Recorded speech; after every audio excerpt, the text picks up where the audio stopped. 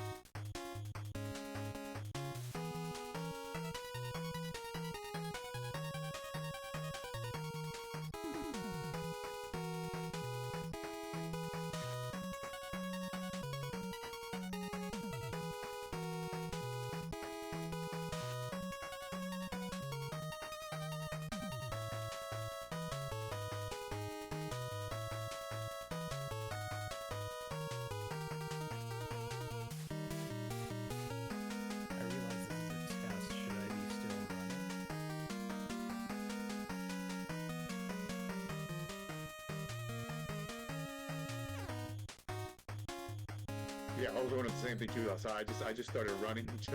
Okay, don't need to play. All right, I saw the time and I was like, oh shit, let me get situated.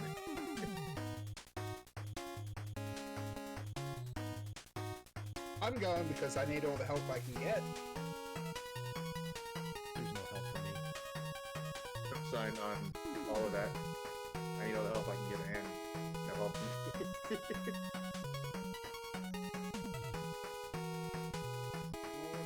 Put this up until next week if you want. Oh, what's up? What's up, Nate's chat? It's your boy Gustav.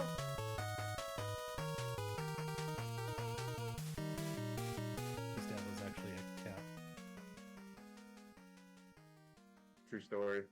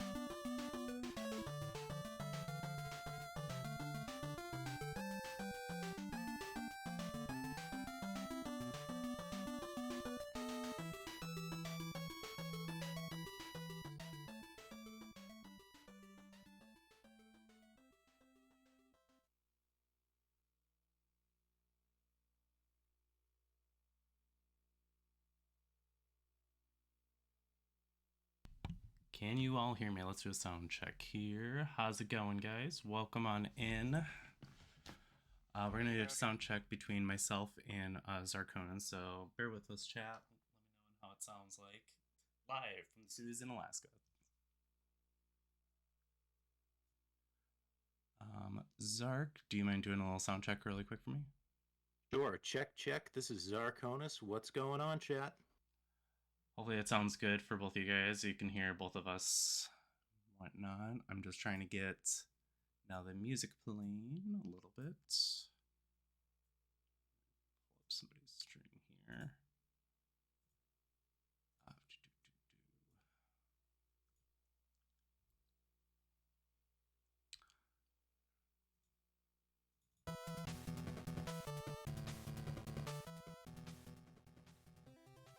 Hopefully that isn't too loud. All right. Zark, do you mind? Yeah, Sure. One more time. Check 1 2 1 2. This is Zarkonis. That sounds pretty good. So this is actually going to be quite the event, Zark. Thank you everybody for showing on up. Too quiet. All right, let me see if I can raise it up a little bit. Let's see. All right, let me raise my mic up a little bit here. Zark, if you I'm mind. maxed out, so I'm at the mercy of you and your stream. Yep. No, it's all good. Raise the music up a little bit here.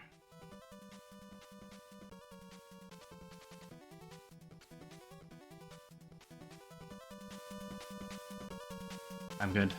All right, Zark, you mind talking for a little bit? Yep. What's going on? Welcome on in. Good to see everybody that's here so far, and I think we're gonna have a heck of a jam here tonight. Hopefully the music isn't too high up, except for Zark. Okay, let me see if I can mute it.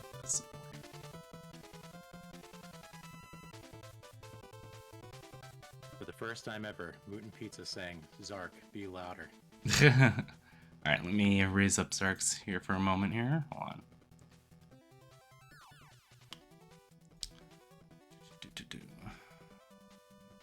Zark.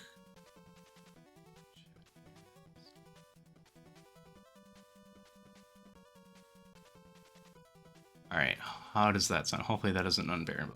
Test Zark. Alright. Test 1 2 1 2. This is Zarkonis. I think that's better.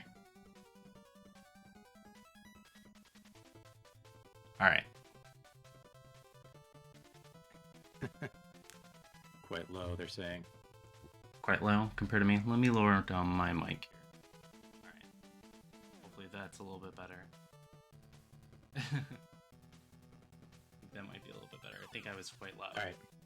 Yep. Yeah. Trying one more time. Hello. Welcome. Music might be a little loud. I have to do so many things in Audio Mixer here. So, Zark seems good now. All right. Good. And I know the music probably sounds pretty low, and I can raise that up a little bit. I think it's just going to be low music compared to Zark in here, and that's okay. There is some jams in this game. It's a lot of fun in this game. But yeah, welcome everybody. Welcome to the first ever Speedrun Shakedown, Nateorious. I'm with my co-commentator, Zarkonans.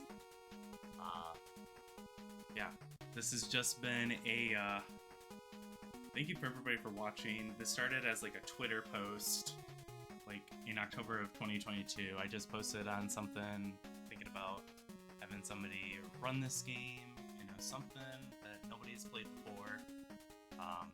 Create up as a sign-up sheet. We had 18 runners. Looked up everybody's like speedrun.com thing of all the runners and asked them pick a Nintendo game that they are interested in running that they've never played before. We're now down to 14. Yeah, it's just gonna be a little quiet. You're just gonna have to crank up your speakers. We spun the wheel and it landed on Shadow the Ninja. Here's had a whole month to work on this. So we're gonna do the best of 3 races. So it's gonna be pretty exciting stuff and everything like that. There was some other games pretty close. Tiny Toon Adventures was pretty good. Overall stream is instantly low. Hold on one sec. Let me try one more thing here, folks. Thank you, everybody, for giving me the feedback here.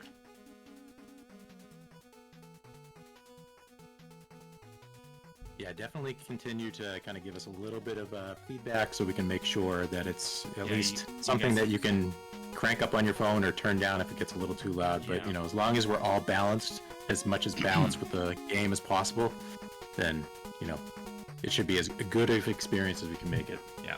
Did that work? Okay. Yeah. Oh, now we blew up everybody's voice. That's fine. I can back up a little bit. That's fine. We found the balance spot. All right. Perfect. Thank you guys very much. Woo! All right. Hopefully the jams aren't too loud. Now, don't touch it. All right. Sounds good. Let's see. So the game that was picked on New Year's Eve was Shadow the Ninja. We spun a wheel, and it was the first game to be chosen 3 times. There were some other close calls. Tiny Toons Adventures was one. Warrior Woods was another one. Holy Diver and G.I. Joe. Yeah, so this is a pretty fun game. This is it's a 15-20 minute game, like on an average speedrun.com thing. So it's gonna be a blast here. And just giving a little bit of things with Zark here. My co-commentator is Zarkonis, retro speedrunner, but also does a variety of speedruns, along with some homebrews as well. He's probably well known for Super Dodgeball for the NES, but also like Ninja Gaiden. He does Super Smash TV, Journey of Silius, Arkista's Ring, Kung Fu, and Chip and Dale. Yeah, so I appreciate you coming on in, Zark. I appreciate with all the hype and helping me out with this. This is quite the project that it's become, so yeah. Yeah, man. And before we say anything, I just want to say congratulations to you and the channel that you've built since you've started. I mean, you're at over 600 followers now, which is incredible. That's because you're such a cool guy. You're chill. Your stream is always comfy and cozy. You're an awesome speedrunner. So, I mean, clearly everything that you've done has led to this moment, and you deserve everything that you've gotten to date and wherever this takes us and takes you in this journey. So thank you for having me here. And this is a fun game, and this is going to be a good time. Yeah, and you used to play you had this game as a kid, right? I did. So I don't remember how I got it. Maybe my parents bought it for me or something, but I remember having this game, and you know, I never played Gaiden as a kid, but I had this as a kid, and I really enjoyed it. And playing it either by myself or co-op with my cousins, it was always a good time. Now I remember beating it, so I think I was using Game Genie at the time. Mm-hmm. So you know, I was probably had it a little too easy back then because this game is tough. So you know, there's no way that as a 10-year-old or whatever I was able to beat this. But you know, and this is a game where when I started speedrunning, I was like, I want to play this. And then I got to the second stage, and I was like, man, I'm gonna have to put this on ice. And then when this competition came around, I was like, all right, yeah, this is the time to run this now. So I did about 8 days of running it. I got a 12:49, I believe. So that's a I was great very time. happy with that. Yeah, I was happy with that, and I was like, I'm gonna walk away before a grind gets too technical and, you know, takes away from, you know, my experience as a 10-year-old and just keeps that nostalgia in place. So to be able to run it and now be able to commentate on it, I mean, this is that childhood dream come true. That's awesome. And I mean, we have really good runners of this. I mean, like people from all over different in the retro community. I just kind of want to call them each out, kind of tell you guys a little bit about them. So we got How Do You Play Live? Some call him H. Duple, some call him Mooney, Massamoon, all these different things. Really great streamer. Runs Super Dodgeball, Chip and Dale, Disney's Aladdin, Little Nemo, Friday the 13th. But he's also a really good streamer. He does a lot of retro achievements as well. And then we got Chill Dragoon. Does a lot of speedruns of various games. Does a lot of Mega Man games, like the classic Mega Man X series, Zero series. But I've seen him also do a lot of these fundraiser events. Like he just participated in Junkyard Dave's stream and everything, which is super fun. So it should be really good. And then we have J-Dub as well. J-Dub, aka Jarklo. very talented speedrunner. Does Mega Man 2 normal zipless, and has been running Mega Man 4 and Wario was recently, which is kind of cool. But I believe like he's a world record holder from Giga Ring, or Wing 2, which is from the Dreamcast. Really awesome guy. And then we got a couple more folks, Blackwood Recordings. A lot of folks know Blackwood and his wife Mrs. Busy. They do a lot of speedrunning co-op games, and retro games as well. But you've seen them do Monster in My Pocket, Contra, Little Nemo, Nightmare on Elm Street, and you can't forget the Little Mermaid races as well. But they've been getting into some Phasmophobia and some Community Clue. Very cool people, so definitely check them out. And then we got Salaryman, which he's a speedrunner. I know him a lot, but he does a lot of Donkey Kong Jr. for the Nintendo. He actually has Podium, which is impressive, that game. But also is a second place for Final Fantasy VII, 90% for the PS4, so this will be different element for Salary, but appreciate Salary coming in. And then we got Rocket Sauna, which a lot of people know Rocket as this retro streamer that plays on original hardware from this small town in British Columbia. But he does really good with Mega Man 2 normal zipless. Big Bucky O'Hare fan and great speedrunner on Bucky O'Hare. But he also does some first playthroughs with some Couch Gamer Collective, which is pretty neat. And then we got some more folks here. We got Zalen here. He's a retro streamer. He's made famous for getting the top 10 currently, doing Ninja Gaiden 2, but also some Chippendale, Marble Madness, DuckTales. Really talented speedrunner as well. But does play some Super Castlevania 4, Snake Rattle Roll as well. Really good dude. Then we got Gustavo Shrapnel, or Gus, or Goose, however you want to call him. But really good streamer. Does some Ninja Gaiden. He has a 1217 in there, so he's got his ninja license. But he also shreds some pretty good guitar. He's got some couple good cats there that you see him pop on stream here and there, which is and then we got Jake Rock. He's another speedrunner, but also does play the guitar as well too. So we got two guitarists, two good speedrunners. He does a lot of co-op speedruns with his fellow streamer Space Coast Gaming. Does some Golden Axe 2, Pocky Rocky, Sunset Riders, Bubble Blobble Part 2. Does also play some rhythm games on stream. Really good dude. And then we got Jedi coming up on the upper right-hand corner. Recently started speedrunning. Really great dude. Has time currently in Golden Axe, Altered Beast for the Sega, but also a run in Monster in My Pocket. He also has a few dogs that he gives some treats on cam. First ever race that he's doing, so definitely proud of him getting this far into it. So then we got AK Potatoes, retro speedrunner, but also does some modern games, Valheim and Gundam Evolution. He normally co-ops speedruns it with Fat Cat, but has a podium in tag team wrestling for the NES, but also runs on Gaiden as well. So really good dude.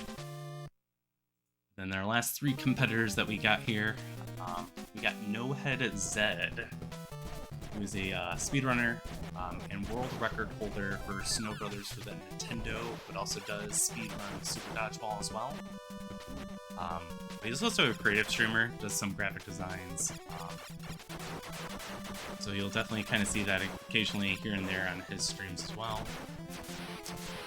Then we got Ugly Owl, variety retro streamer, does some runs, known for getting, I think, 5th place in Zelda 2 for any percent, but also SMB 2U, Princess percentage, and Mighty Morphin Power Ranger for the SNES as well. He has a dog Storm, but he's pretty talented that also makes some custom NES controllers too, so really good dude for that. And last but not least, we got Monster Mike here, new streamer on Twitch, but he's gotten into speedrunning, retro, has runs Snow Brothers for the NES, along with some Super Dodgeball and the Mad Wizard. He has a couple new speedruns up his sleeve as well. Gonna maybe do some Cube and some other stuff. Looking forward to that. But these are our challengers. They started speedrunning this the beginning of January, and here we are. You know. Do you want to talk a little bit about the game, Zark, before we get our first run going? Yeah, sure. So this game was developed and released in 1990 by Natsumi, and is known as Cage in Japan. And you guys may know Shatterhand. A lot of people know Shatterhand before they knew Shadow of the Ninja. So when they hear Shadow of the Ninja, they think Shatterhand in terms of the sound and the flow and everything. For me, it's the exact opposite. But basically, the game is set in 2029, so everything seems to be lining up in the real world to line up to the moment in this game. But Emperor Garuda has taken over what appears to be the U.S. and created a stronghold in the largest city, which is New York City in this case. So 2 members of the Iga clan, which are Lord Hayate and Lady Katie, are out to avenge everyone who's died in the takeover by going to his stronghold and trying to kill him. So that's basically the underlying storyline here. In terms of gameplay, it's a side-scrolling platformer across 5 stages. You can control either of the characters, or you can do co-op, like I said, which is really cool. There's no difference between the characters in terms of functionality, so it's just your preference. You will notice it is pretty Gaiden-esque. You pick up weapons, you have standard weapons to attack with, which we'll talk about in a moment. The weapons you pick up are shurikens and bombs. Shurikens are long distance, bombs are short distance with much more damage.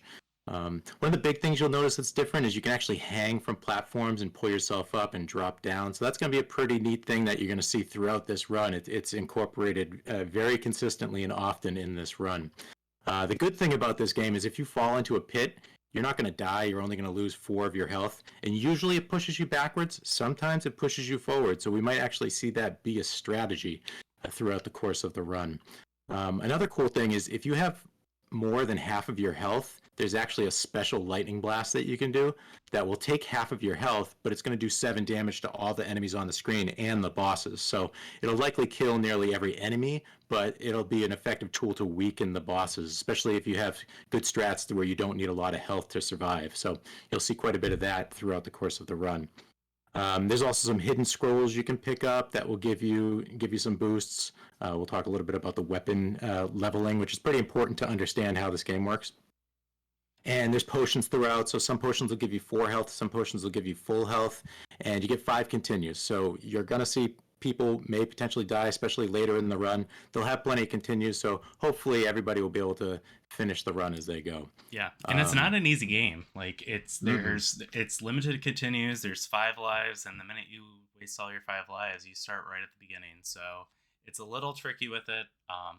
So kind of the rules for the Speedrun Shakedown. So all the runners will be running 3 matches for Shadow of the Ninja for the NES.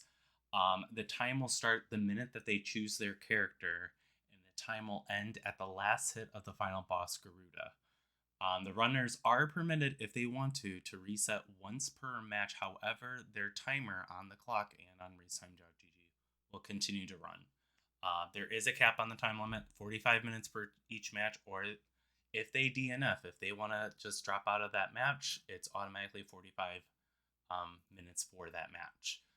The winner, what it will be chosen, will be the best average time of the 3 matches. It isn't best time, but the average time. So definitely want to be kind of consistent with some of those times and everything. If there is a tie between the runners, though, the fast overall time for that runner will get the higher bump and everything. So you're going to see some interesting things. Some people might be a little bit conservative. Some people might be a little bit more aggressive. So it's going to be anybody's match and whatnot. So definitely really some good folks coming on in. And it looks like all of our runners are ready to start. So I'm about to hit, we're doing it on racetime.gg. I'm going to hit the 15-second countdown clock for them in the next couple seconds here.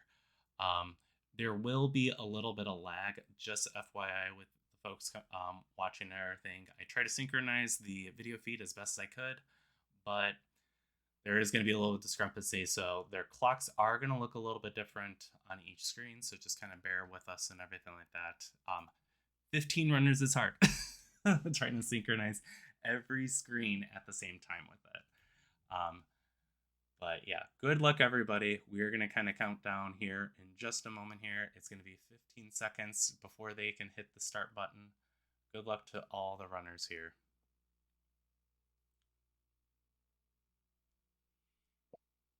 And this is match 1 of the 3. So good luck, folks.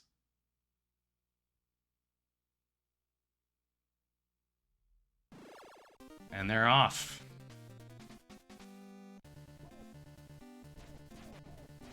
All right, so this is stage 1-1. As you'll probably see that they do a lot of boosting with kind of the swords. Can you tell us a little bit about that, Zark?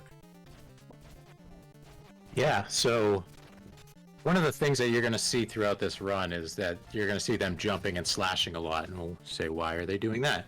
Because every time that they jump and slash, they're going to move forward a little bit faster than they would have otherwise. And if you've really got it down, then you're going to see them do it on the way up and on the way down. So you can get 2 boosts. If you do that every single jump where there's an opening, then, over the course of the run, it's going to save a significant amount of time.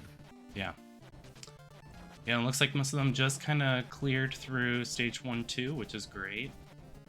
Pretty well climbing up this second ladder there.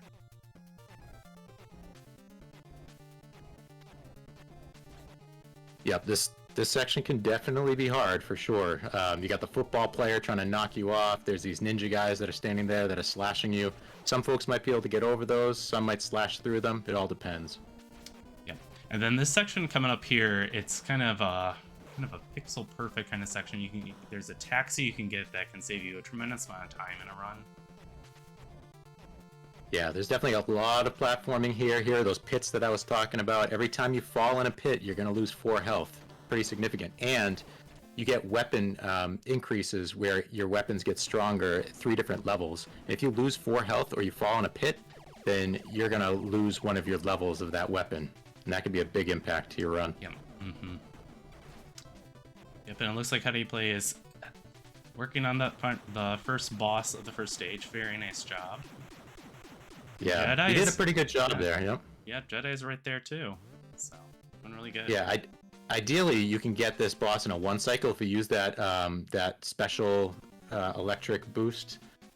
You'll take about half of his life, and then when he comes down, you can slash him and kill him.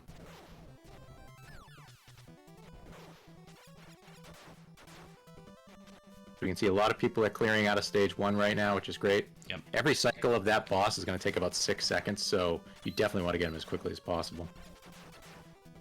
Now, stage 2, this is the stage where I was saying when I originally was going to pick this up, it scared me away. This stage is tough. Yeah, and this first section is really tough. They call it something like the snake eye or something like that. It's just this section. You can kind of see Chill having a little bit difficult time with it, but it can take a lot of health, and it's pretty tricky stuff. Yeah, it's called the Eye Stalker. Yeah, the it's Eye a Stalker, snake. that's what it is. Yeah. Yeah. The snake that goes into the 2 holes comes out each side every time you do enough damage to it. If you have the homing shuriken, which is the level 3 shuriken, then it will follow him as he goes in there. You can do extra damage. But if you don't, you're going to be throwing shurikens and hoping it hits them, or you're going to have to slash your way through. It's a big pain.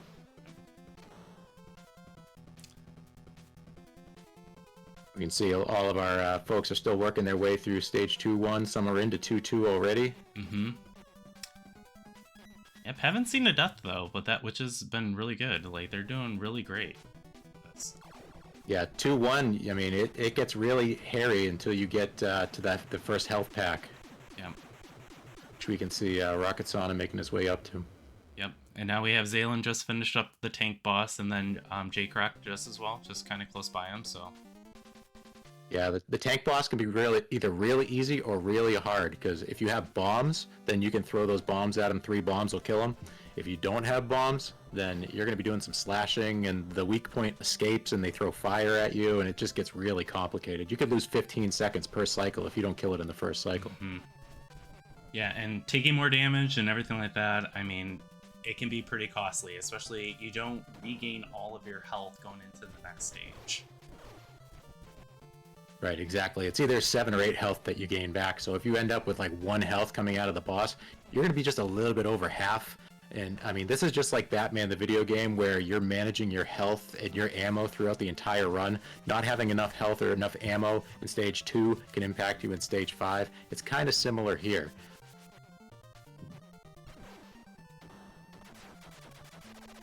See, Jedi's going into the boss. AK is going into the boss for 2-3, so hopefully they'll be able to drop those bombs on him. Yeah, and you can see a little bit of difference between how do you play and AK Potato's character with Jedi's character. So there's a male and a female.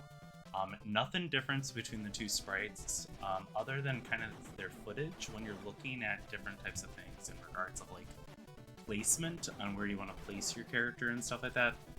Because the female character normally just as she's standing has her legs crossed. The male has it more of a wide stance, so it's a little bit of a slight subtle difference, but attack-wise, no different change.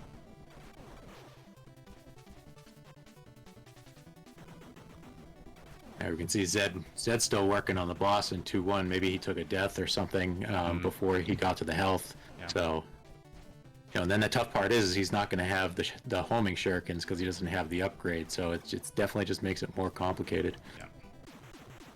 You see, Owl's making his way through 3-1. Monster Mike just got into 3-1. Yep.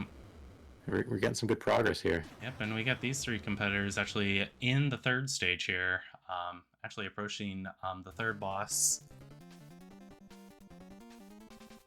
Yeah, this is great. This boss is like it's the Golden Samurai. He's like basically a Lego character. He falls off the screen and falls apart, jumps back up on the screen and comes together and attacks you. And you can lose a lot of time here. I mean, let alone dying. Like you see, he flies off the right side when he breaks apart. If he flies off the left side, you're gonna lose like 3 or 4 seconds just waiting for all his parts to get off the stage. Yeah, and I mean, like you just got to be careful on exactly where. You know, just placement wise, because like he can spawn on the right side, he could disassemble on the right side or disassemble on the left side. Yeah, and some of that can be a time loss, especially as he's trying to reappear. So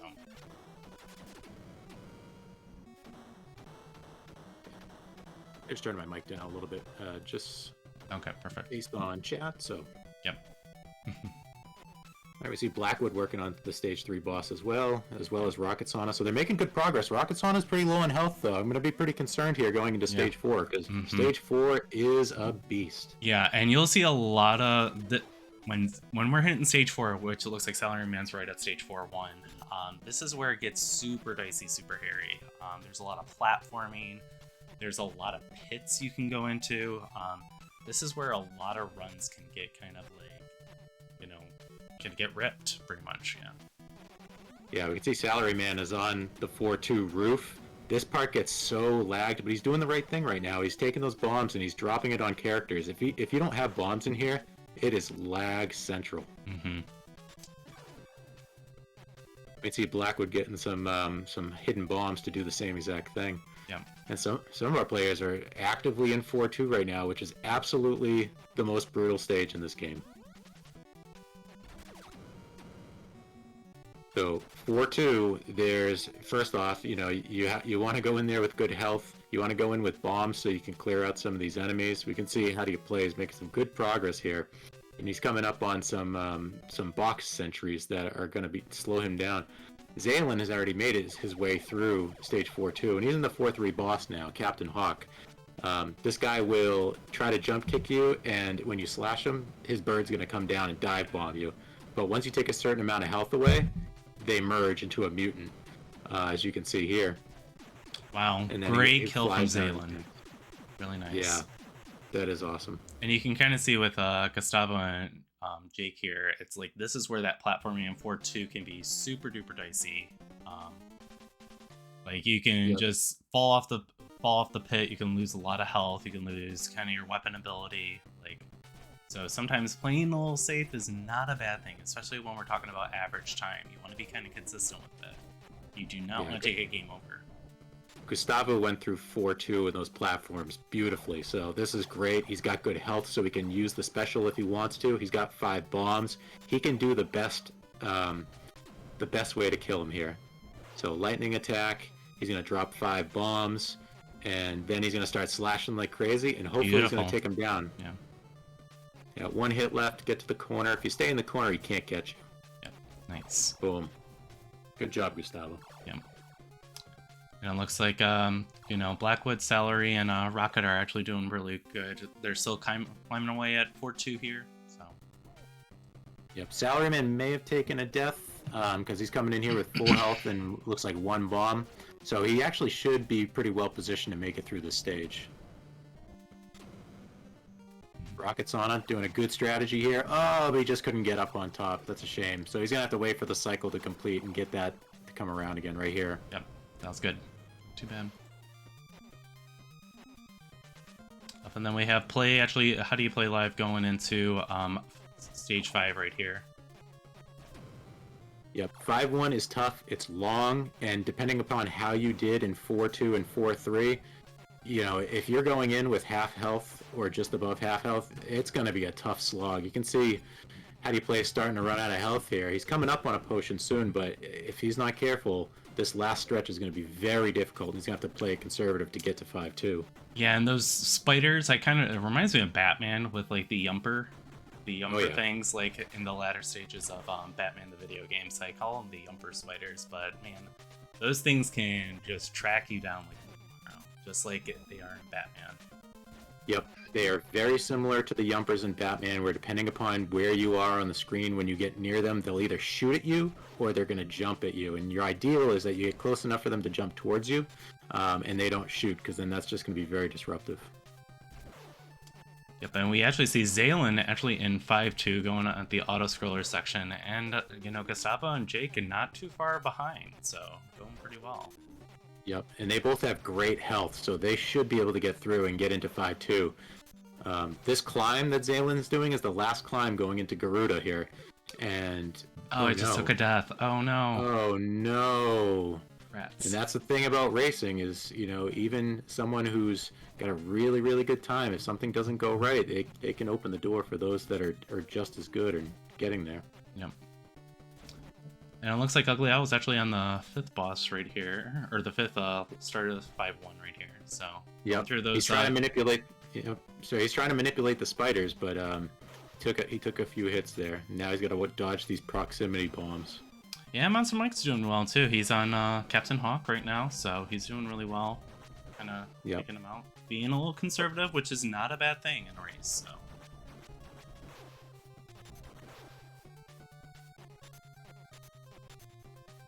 Yeah, No Head's Ed making his way through the top of 4-2, so we'll see how that plays out.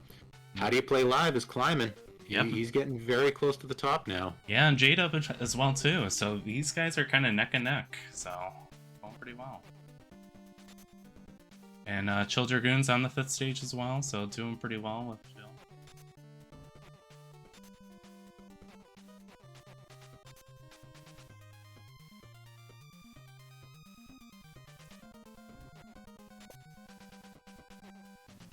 Blackwood making his way through 5-1. Yep. Rocket making his way through 5-1. And Sailor making through 5-1 too. So man, everybody's kind of doing great right now. Yeah, and this is one of those games where they slowly feed you new concepts, so new enemy behaviors and new platforms, and they make the platforms more difficult over time. Stage 5 has a lot of enemies that you haven't seen yet, so there's new behaviors, and that can be tough, especially in a speed run when you're trying to get to the end. Oh, and Zaylin's on the final boss. Yeah, here we go. So Zaylin has a pretty good strategy here. He looks like he's going fairly conservative. He's not using the lightning special. You certainly can. We probably won't see that from many of our runners, but what he's doing is he's conserving his health so that he can just take him out by understanding Garuda's pattern and following him and attacking him as he goes. Yeah, and so is Gus and Jake right on the final boss as well too. This is close, like man. It is. Now you'll notice that like his health is not going down, but it really is. It's just hidden. After a while, you'll see it start to go down like it is with Zay now. And when it turns red, the boss is going to go into hyperspeed and it's going to go back and forth quickly. Oh, nice kill by Zaylin. GG, Zay. Nice, Zaylin. All right. Yeah, let's kind of see on how Gus and Jake are doing too. Gus is doing a great job here. You'll see two different strategies. A lot of people, you don't use the Kisurigama until the end of the game here, which is that like the chain and sickle basically. A lot of people just use the katana all the way throughout. Different strategies here. The Kisurigama is a little bit faster, but all right, we got people wrapping up runs. That's awesome. And at 14 minutes, like 14, 15 minutes is a very solid time. Oh no, how do you play? Oh, no, Oh, how do one you hit play? point. Oh, all he had to do was stay ducking, but I think he got worried about Shoot. the beams coming down. Man. And the bad part is, like, if you take a death at Garuda, you have to start all the way at 5-2. I mean, not as bad as Ninja Gaiden, but it sure feels like Ninja Gaiden 1. Oh yeah, especially amidst a race. He knows that's gonna hurt. Yeah. Jedi's coming into 5-2 now too. This is great. He's got some low health, so if I were him, I'd probably take a death. Very Looks like smart he's gonna move do on that. him. Yep, very smart move. Yeah. It's gonna cost about 10 seconds, but it could save him about 40 or 50 or more. Up and J-Dub just finished as well too. GG's J-Dub. Nice J-Dub. Chill Dragoon making his way up. He's using the Kisurigama.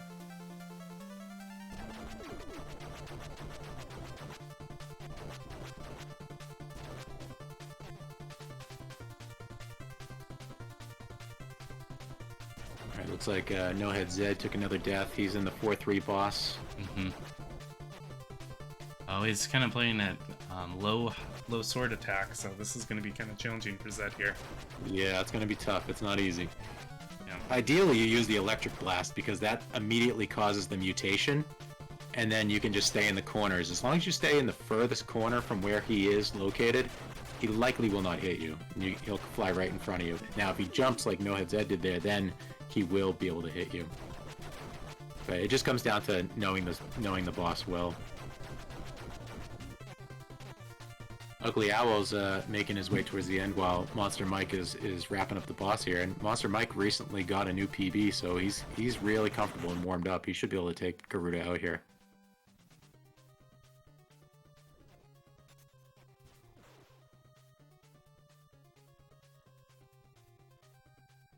All right, and how do you play live? Round 2 with Garuda.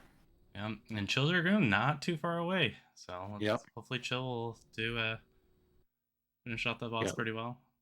It looks like Chill Dragoon did not pick up the scroll, so there's bombs. I'm sorry, there's potion and a scroll before these ladders.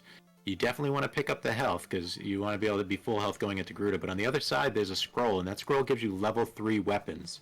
So in the case of the katana, it gives you a really long wave that you can see How Do You Play has. In the case of the Kisurigama, it makes it faster, plus it gives you a wave. So you can do upwards of 3 damage with the Kisurigama when it goes in and comes out with the wave. How Do You Play live? Wrapping up. That's awesome. Rocketson is in the boss. Yep. Oh, and Salaryman finished with the 1629, and Blackwood 1628. Holy cow. Wow. Talk about tight race between the two. Yeah, we got some tight runs. This is fantastic. Yeah.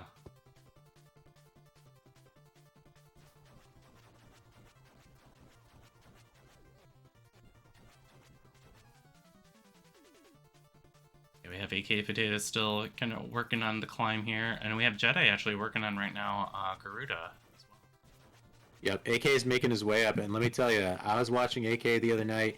He set a save state at Garuda with the weakest sword, and he was determined that he was going to beat Garuda with the weakest sword. And when Garuda turns red, I've learned it's really, really difficult, but he did do it. So wow, that's really I'm impressive. Yep, I'm very confident he's going to go in with the scroll with full potion, and he's going to clean house. Oh, nice job, Jedi. All right, Great. Jedi, let's Yeah, go. Great. Oh. We got some more folks kind of finishing up. Ugly Owl finished it up with the 1756. Monster Mike Very finishing nice. up as well. Zed's still working. He's now at 5-1, which is really good. You'd love to see it. So.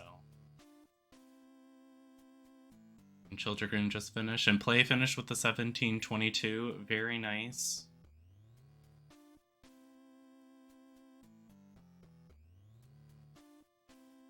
We still have AK Potatoes. It looks like AK Potatoes and Zed are still kind of working on, but it's anybody's game. Like, honestly, there's 2 more matches, you know.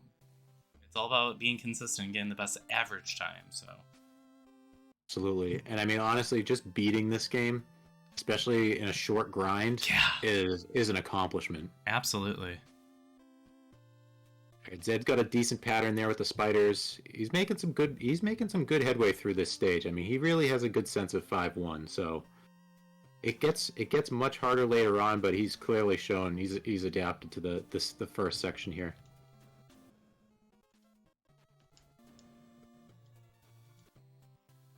The section that Zed's going through right now, these are new enemies that you don't see through the rest of the run, so their behaviors are not built into your mind as you're working your way through here. Closer. There's the platforming, there's the ladders, there's these weird enemy behaviors. It can become a real mess. And if you come in here with like a third of your health.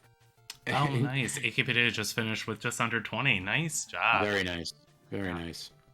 Yeah, 5-1 can be a disaster, especially as you get later into it. And it's such a long stage that things can really go south. Yeah. So Zed. Oh, go ahead. Oh, no, I was just going to say, I mean, beating this game, like, shoot, in a half hour is really impressive. So seeing these runners, how far that they've gotten in like 20 minutes or less, very, very impressive. Absolutely. And Zed still has plenty of health here. You just got to be kind of careful, but you only really need 4 going into the final part. And if you have less than 4, you're just going to have to take a little more slowly to take out one of the sword guys.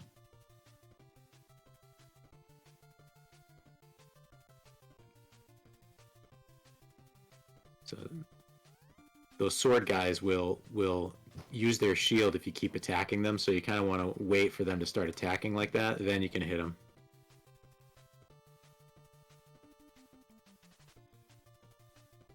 And the key to this section to do it safely is actually be ahead of when the enemy's weapons are spawning. So, ideally you're as close to the top of this as possible. And then just being aware of where the enemies are. So you can see that spear guy, if you can get up on his thing and get up into that middle platform before he's able to even throw a spear, you won't even have to worry about his spears. Oh god. Thank Okay, wow. So Zed's got full health. I remember giving him some tips on how to go over and get that other box, which is going to be walk up that ladder, jump up this one, go to the other side, jump down, and then fall off the other ladder. And he gets stuck on the ladder, so he's going to have to skip it. So he's not going to have the maximum power, but he does have the Kasurigama, so he should be able to get through this if he just takes it easy. Just play it nice and safe. Know the pattern. What's going to happen here is he's going to get slashed at. And then Garuda's going to jump up. He actually went on the ladder, so the dragon actually spit fire at him. And then Garuda's going to jump over. He drops 3 energy waves, shoots a horizontal wave, stands there, and then runs and attacks at you. Jumps across, shoots some energy waves, and rinse and repeat.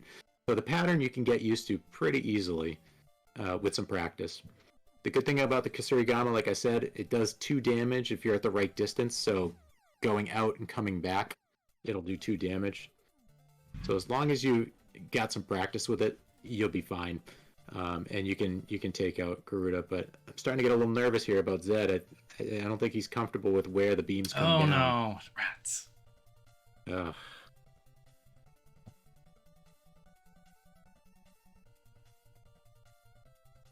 Yeah, was that his See last here. continue? Oh no, that was last continue. So game over for Zed. But you know what? He got to Garuda. He knows what he needs to do. Mhm. So it's all good.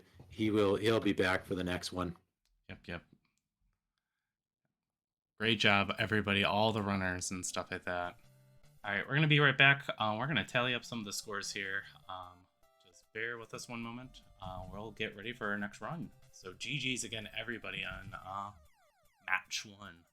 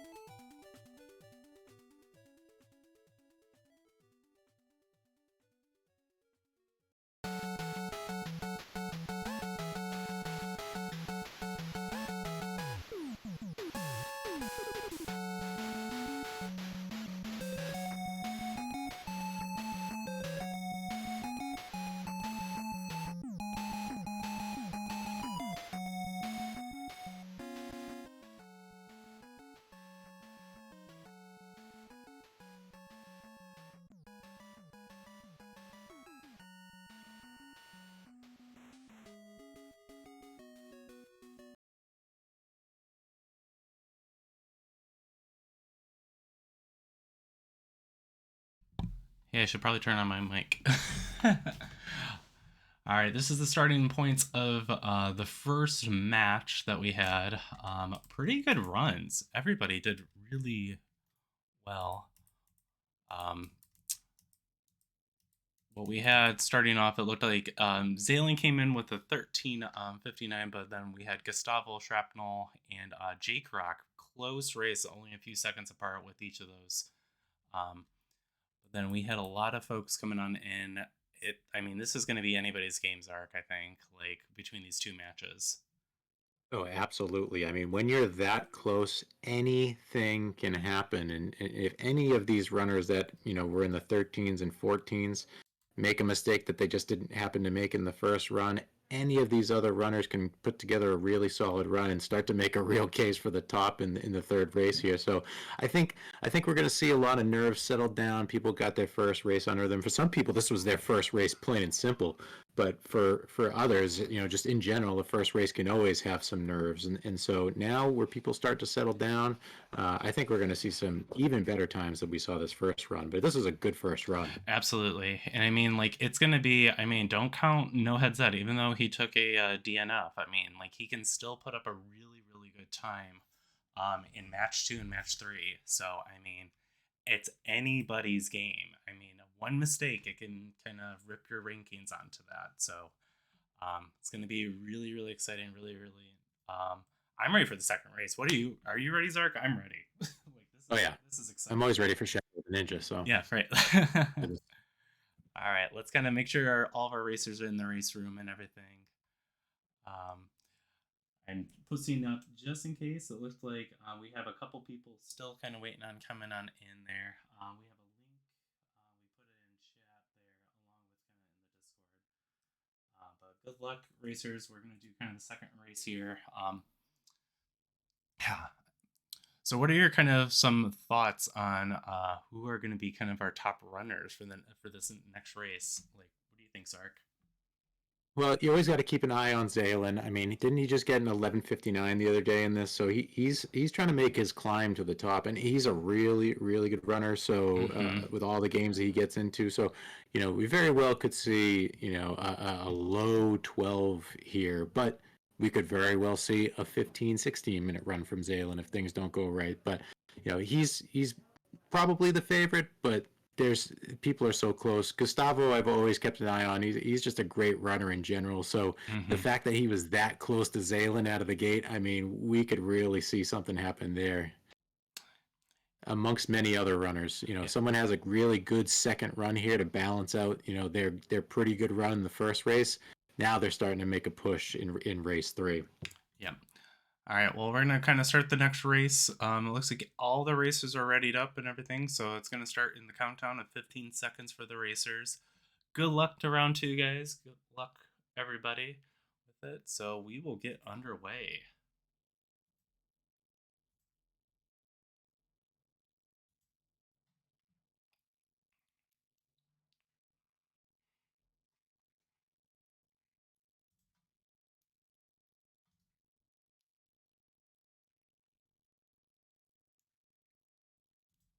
Yeah, that when you see that countdown happen on race time, it can really start to make you build up those nerves again. But again, once you've had your first race, now it's all business. Yeah, I know what went right. Let's do that again. I know what went wrong. Let's avoid that.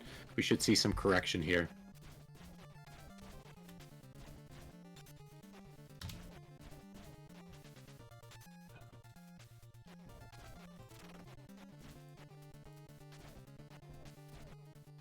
Yeah, this first stage really is wide open. It gives you a lot of opportunity, especially as a speedrunner, to get comfortable with the jump slash. Yeah. And then this first sub-boss named the Palooka, ideally you can get him in 2 cycles. It's not really a big time loss, though, if it takes 3. The good thing about this is you can mash really well, especially when you have the level 1 katana. So particularly for that boss, you can really plow right through it. And Zalen, Gus, and Jake doing really good, just kind of going through that stage 1-2 pretty flawlessly. Yep. This is where things can change, though. If you miss that taxi, which is one of the parts near the end of 1-3, again, you'll lose about 6 seconds. Yeah. I normally tell a lot of people, like, when I run it, it's like, my taxi! I missed my taxi! Yeah, it looks like Zaylen caught it. Yep, nice. And so did Jake. Very nice. Yeah, Jake Rock's not messing around. That's another round to really keep a close eye on here. Yeah. A nice one cycle by Zaylen, and I think Jake. Jake got one cycle as well. Wow. Yeah, a lot of people have figured out before I didn't figure it out before I finished running, but there's a little flash of your sword after the lightning happens, and that's when you want to start slashing. So if you can time that well and you're standing in the right place so you don't get hit by the aerial blasts coming out of the rockets or the robot here, you can very easily one cycle. Mm-hmm.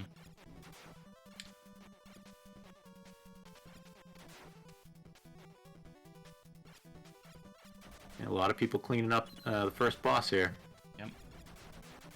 Okay, once again, we're in that gauntlet of stage 2. This really should be stage 3 or 4 because the difficulty ramps up.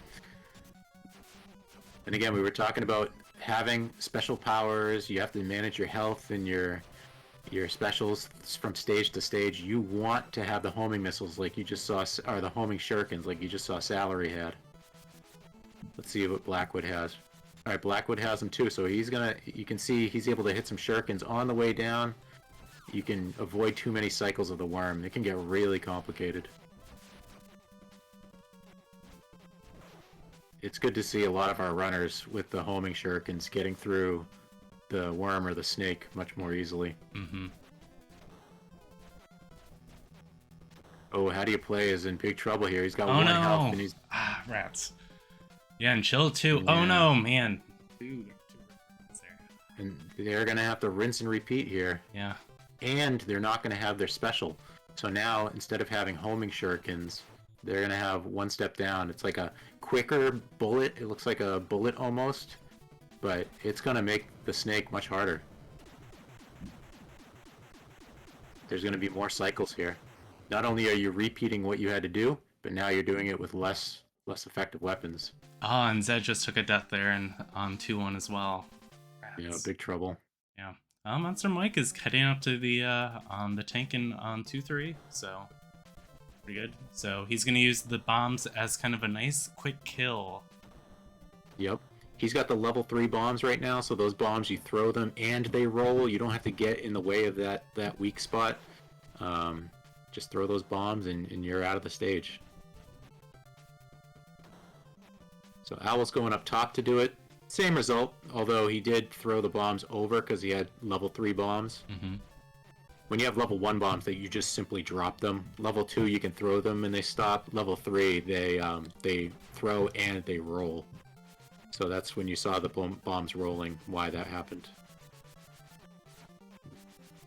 Seen some good activity through stage 3 for some of those runners. That's great. 3-1. Yep. And AK How Do You Potatoes. Play is in 3-1. Yep. AK Potatoes is just finishing up 2-3. So Jedi's kind of not too far behind. Yep, our runners are definitely cleaning up anything that they were concerned with in the last run.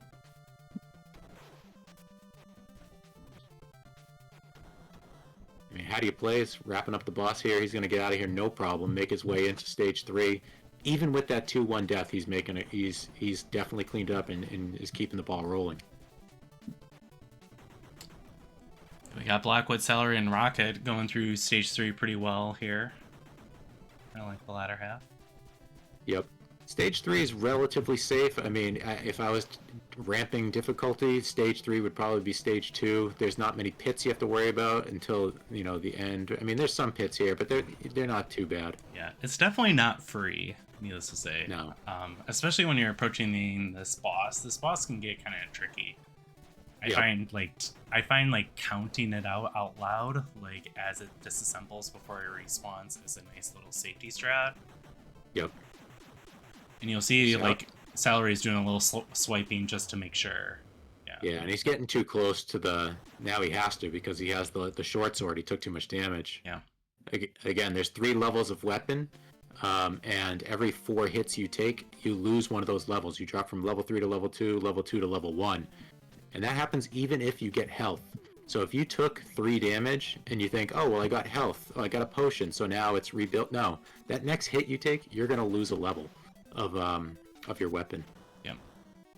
So Oh, Salary's in but trouble. But he just finished, so... Oh, but he has low health, so he might take a purposeful death. So who knows? Yeah. It's not bad to take a purposeful death, knowing that you get free, like, full health at the end, so... Yep. Up, and then we got Zaylin, Jake just going into 4, and then Gus is right there at 4-1, starting off. So. Yep, Jake Rock is going through these turrets. These turrets have those little pink things on top of them. Those are their weak spots, and you can destroy them, but they also will do damage to you if you run into them. So there is a way to get through this pretty cleanly, but you'll either be on a good cycle, and you'll be able to jump on top of them and over, or you'll be on a bad cycle, and you're going to jump on every single one of those weak spots and take damage.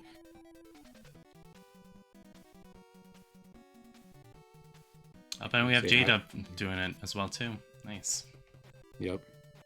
It's good, and he's got great health and 5 bombs, so J-Dub is definitely in a good position to make his way through 4-2 and make up some time on the people that are ahead of him. Mm-hmm. If you have that much health, there's a pretty minimal risk that you're going to die if you're reasonably comfortable with 4-2. Yeah, but you do have to play really safe with those platforms. I mean, if you take a pit, I mean, that's a lot of damage that it's not worth taking. Yep, and a pit takes 4 damage, which means you lose your special weapon. You drop a level, so it can definitely change your strategy in an instant. Yeah, the nice thing is, at least with those squares that you'll see actually as J-Dub's approaching, every kill with those squares, it gives you partial health, which, depending on how you are, especially as you approach the boss in stage 4, the strategy you want to have, especially if you want to use that lightning special attack, it does take half of your health, so... Yep, exactly. So you saw that J-Dub picked up a red potion. That red potion gives you, I believe it's 4 health. Yep. The blue potions that you'll find here and there through the run give you full health. So there was another one. Like you said, every single one of those robot boxes is going to give you a potion. There's 3 of them. 4 of them. Jedi making his way through Lag Central. But he's taking some enemies out to kind of minimize the lag. Yeah, you can see AK Potatoes. Man, look at that lag. And you can actually see the turret is, like, not spawned on that one. It's like there's just so many sprites on the screen that, like, the game's like, this is too much. Meltdown. Yep, right, meltdown. Exactly. Not only does that first turret not spawn, but that first gunner guy that you see on his screen right now also doesn't spawn. That particular one always will, but the first guy, when you get out of Lag Central, won't.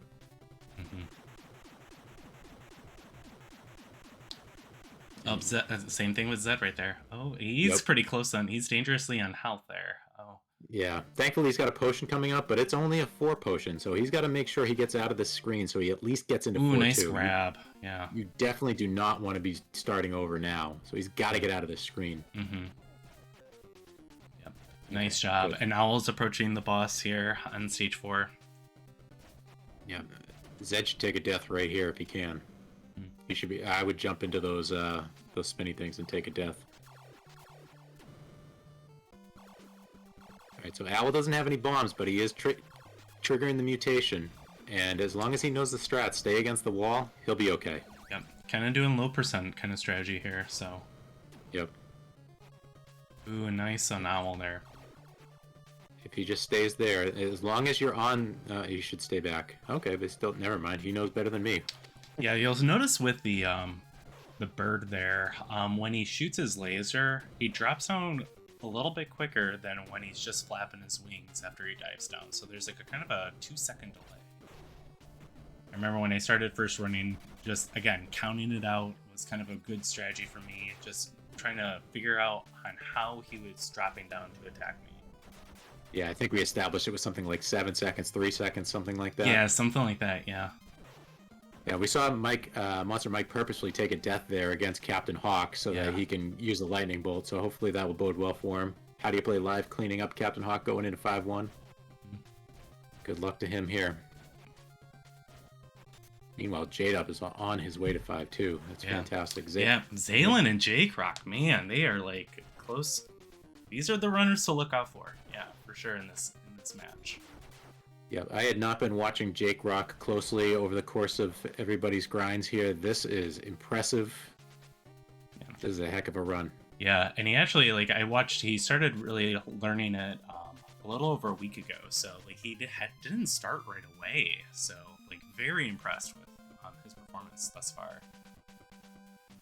Curious what, okay, he was just hanging and waiting for the timing on the spear guys here. He's definitely practiced this quite a bit. Yeah, and Gustavo not too far behind. He's like in 5-1, and here's all the spider jumper spiders, man, they just kind of just wreck you. Yeah, if you're not careful, it becomes chaos. Thankfully, most of them end up in the screen there. You can see they disappear. Zay working on the boss here. Yep. I think he's our first runner to approach Garuda here. Yep. Yeah, and Zay knows how to jump through these plasma beams that come down. There's a good timing that he's jumping and slashing with the Kusurigama so that he gets to move forward ahead a little bit. It's harder with the Kusurigama, but it's, there's not too much you have to do here to do that. See all that damage the way it comes off? That's why the Kusurigama's definitely the advanced. Oh, nice time, Zay. 12:24.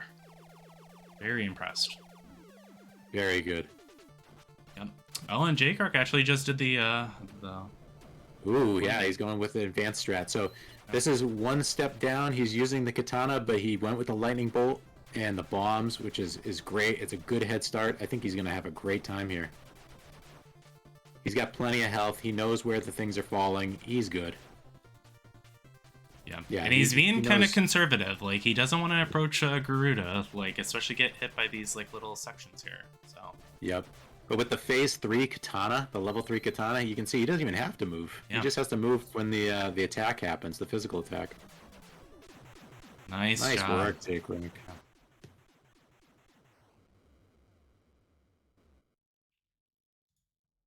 We got J-Dub here, getting ready to wrap up too. Hopefully he can have a nice clean finish here. He seems comfortable with the pattern. He probably did the electric bolt, and that's why, yeah, I mean, the health is so low now on Garuda that he must have done that. He's being very careful, and he's got it. Nice. GG's, J-Dub.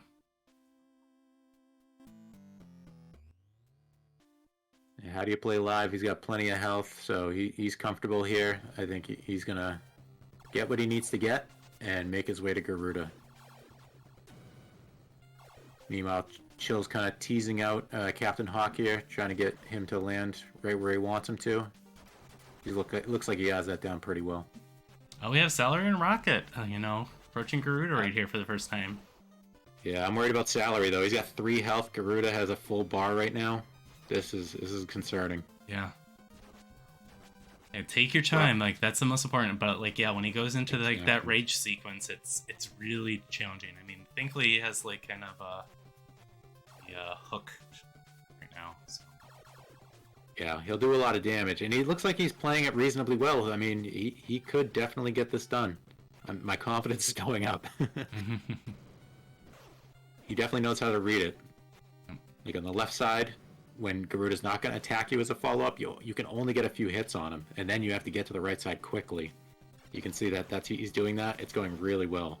Yeah, and Blackwood is, like, going to side scroller right now. Oh, man. Oh, no, Oh, Celery! no. Oh, rats. Oh, he was doing so well. Yeah, Rocket's doing pretty good 5-2. right here. Let's see if Rocket can finish off Garuda here. Yeah, the key thing when Garuda's red is calm down. Stay relaxed. Don't overexert yourself. You just have a couple more cycles. Nice job on Rocket. Well done. Yeah, nice job, Rocket. Jeez. Oh, and how do you play? Closed out 1 second afterwards. Oh, wow. That's awesome. Jedi in 5-1, and AK Potato is not too far behind him, so definitely another close race with all this. Yep. AK has decent health. He's gonna get a potion here, so he's gonna reinforce a little bit, but so he's in pretty good position to get through this, and I'm sure he'll take some damage, and then he can decide whether he's taken enough to take a death in 5-2 or just keep on going. There is a potion later on, so if he does this really cleanly, he could probably enter 5-2 in full health, or close to it. Yep, J-Dub finishing, Play finishing, and Chill is approaching. Going to 5-2 right now, so... Yep, Chill's in a tight spot. I would purposely take like an intentional death here. It's like having that low health in an auto scroller. It's a little tricky. Like you do not want to take a hit. That first section is pretty nerve-wracking too. Yeah, between the sword guys that are hard to jump over and the javelin guys that will hit you in multiple directions, it's tough. Yeah, I call them the stabby stabby and the throwy throwy. So I mean, they're definitely they. Yeah. It's an accurate description. Yeah, and I mean with the javelin guys, they are very like, you can kind of see that they kind of throw all over the place based on like your character's position. So. Oh yeah, and when you think they're done, nope. No. As long as you see them, they can hit you. Let's see. Hopefully, Chill can like remain calm in this section. Oh. Oh no. Yeah, one hit left. Hopefully, Chill can manage to get this one out. Biggest thing is like just staying calm, staying kind of nice and safe with it. So. Yeah, this last section, there's two stabby guys here, and he took a hit from the javelin. So usually I want to go into that with 4 health. That way you can climb up and take a hit, so you have 2 health, and then you will be able to get a potion and get full health going into Garuda. Oh, Monster Mike finished, and I think Owl finished as well too. And Zed is on 5-1, so definitely. Yeah, Monster Mike got a 1633, Blackwood with a 1711, Salaryman with a 1751. So people are finishing. That's great. GG's. Oh, and then Owl actually DNF'd. So. Yeah, bummer. Yeah. Zed's making his way. Yep. Jedi is on Garuda right here, so let's see him. And he's got the full Kazurigama, so that's great. He's gonna clean this up, no problem. Yeah. He didn't do the lightning blast, so he has full health. And nice job, Jedi. GG's. Very nice, Jedi. 1822 is his official time.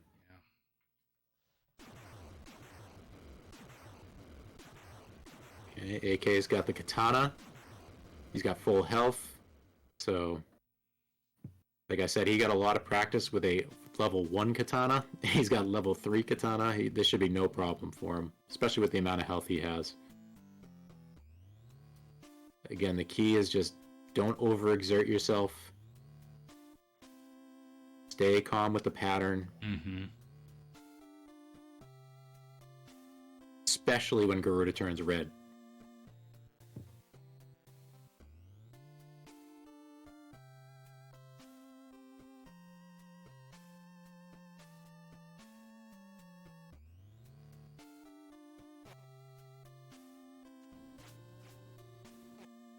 Yeah, Jedi's looking very comfortable. You can see he's red now, so speed is going to pick up here. Again, just take it. Just do what you were doing.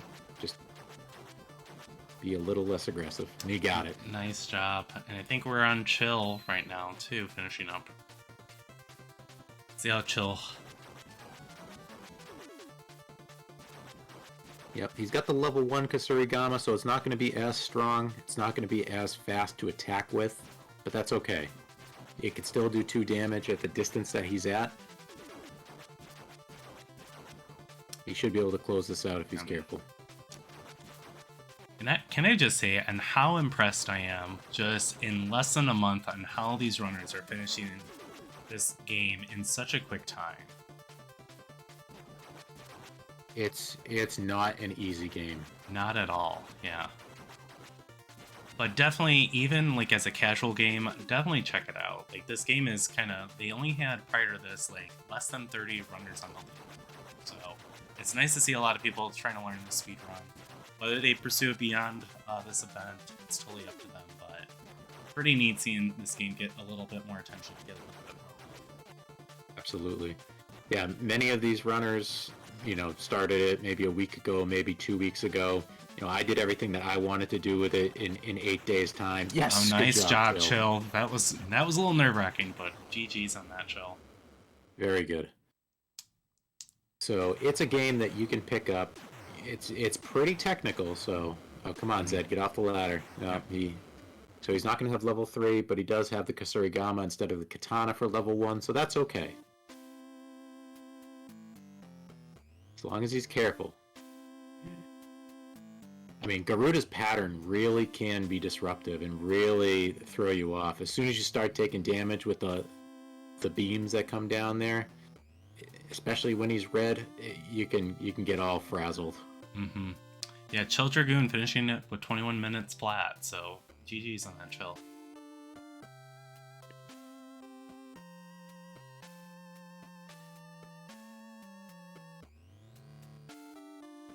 Zed's doing a good job here. He's being careful, and it's okay to take, one hit per cycle while you're settling in. That's fine. He's got plenty of health. He's just got to be careful.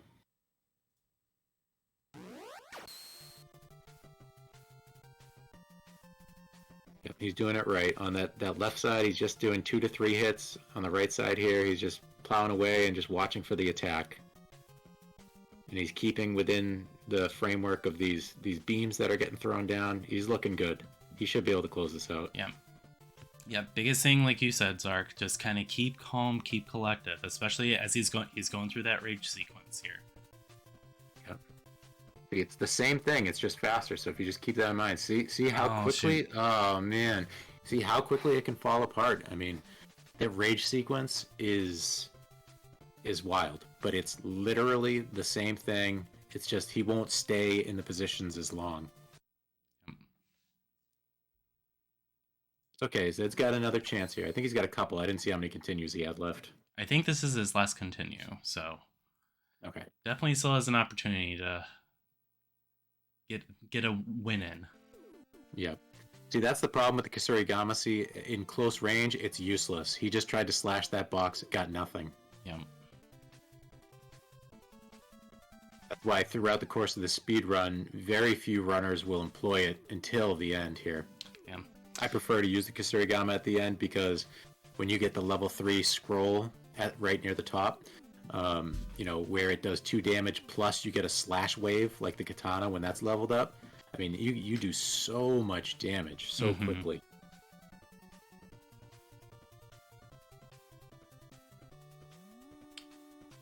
Yeah, and it's like, I don't know, a typical NES game. You gotta love an auto scroller at the end that just is just super stressful, super nerve wracking, but very suspenseful, especially approaching a final fight. Oh yeah. As a speedrunner, you hate it. I tend to wear a heart monitor. I wore it during most of my runs on this. In this section here, the music drops. Well, just your heart rate's already going up in this section because you're like, I am so close to the end here. But then the music drops. You can hear Garuda breathing. You know you need to hustle to go get that second box. And again, Zed wasn't able to get down to it. He's having trouble dropping off that first ladder. But again, he should be okay as long as he doesn't stress himself out when Garuda goes to rage mode. Yep. All right, let's see how Zed does with this. Nice and calm, nice and calm.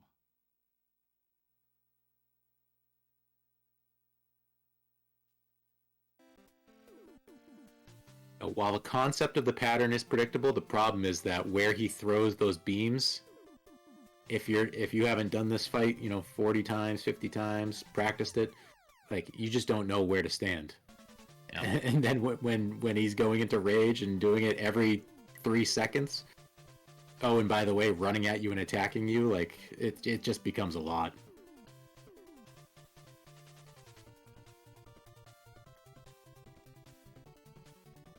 He's doing well, though. Zed is taking his time. Kind of keeping it calm, keeping a good head on his shoulders with it, so. Boss settings are just so beautiful, though. It's just such a cool scene. Yeah.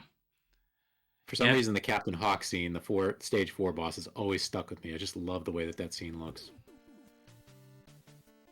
Okay, this is really... Oh, no! Oh, so close. Oh, my gosh. Man, oh, man. Bummer. Zed takes the DNF, but again, he's right there. Yeah. He's right there. Now this is about pride. Now this is about winning that 3rd round. Yeah. Just beating that boss. All right, guys, we're gonna take a quick little moment. We're gonna tally up the scores, and we'll kind of get going on round 3 here. So stick with us. We'll be right back.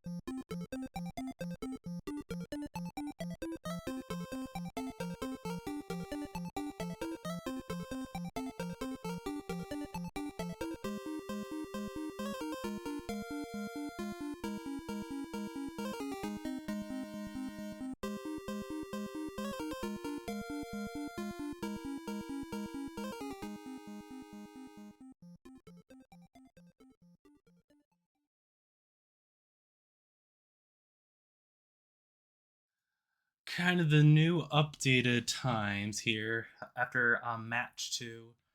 We got kind of the average time here on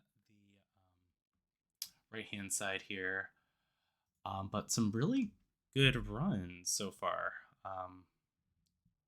Yeah, so let's see on some of the races. What are you thinking, Zark? What are some good kind of performances after 2 stages? I mean, Zaylin and Jake Rock have been putting in some really good times here. Yep. Yeah, Jake Rock just continues to see consistency. He's getting better and better. I mean, we might be actually that I believe is a PB, right? So he's got 13:16 and his PB was a 13:31 if I'm not mistaken. So Oh, nice. Yeah. incredible progress. So, watch out for Jake Rock here and J Dub. I mean, and again, there's a lot of people that could make their way onto the podium here with a good, clean third run.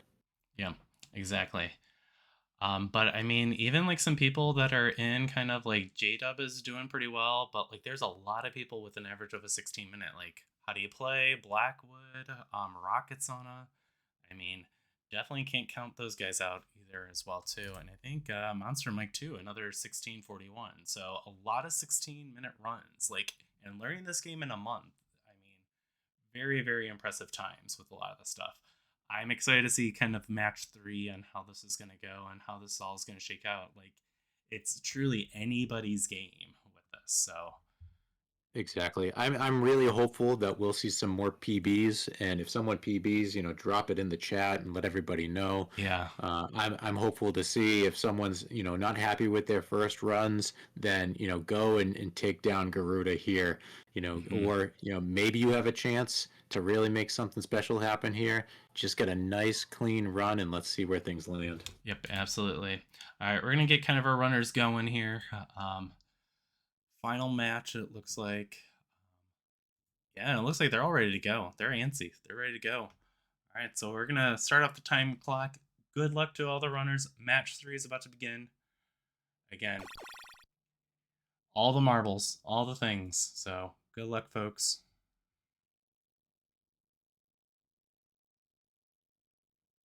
I always like to say every time I reset, do it again, but do it cleaner and do it faster. Mm-hmm. So that's going through everybody's head here. Yep.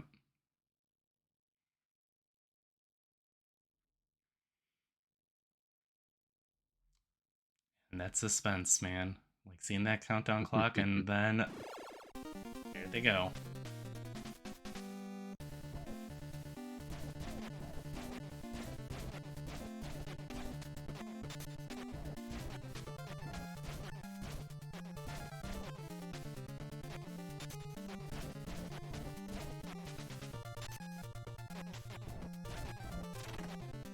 You can see a lot of folks employing that slash boost. Mm-hmm. Some are just comfortable with doing one slash on the way up.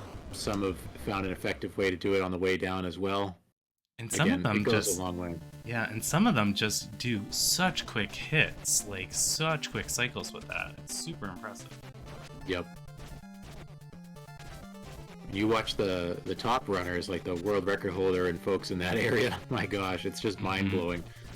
But then it's really exciting to watch some of our pals here make their way towards that and do things that for me myself, I'm like, I'm not going to be capable of doing that. So you kind of cheer them on as they make their way above and beyond and potentially into the top 10 of this.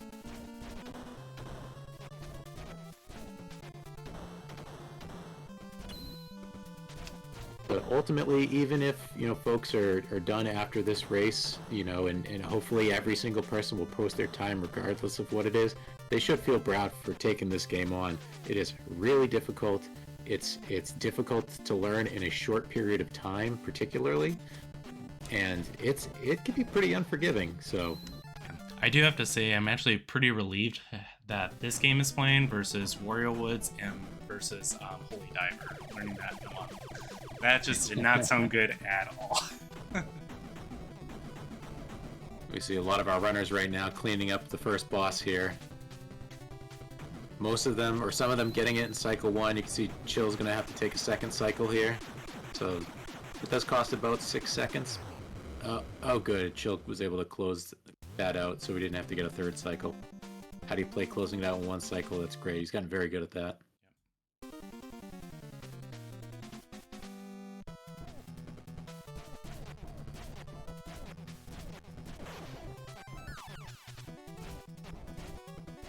All right, they're making their last shot through 2-1 here. I'm sure that's pretty relieving for them, for at least tonight. Getting past all these samurais throwing the shurikens. Some folks have found a way to actually make their way through without getting hit by a shuriken. I wasn't able to do it. I got close a couple times. Ugly Owl does not have the homing shurikens, so he's having some trouble with the snake here. Yeah. Same with Zed. He's got the like bullet one, the level 2 shuriken. It almost is like a knife. Like that's like the way I kind of think.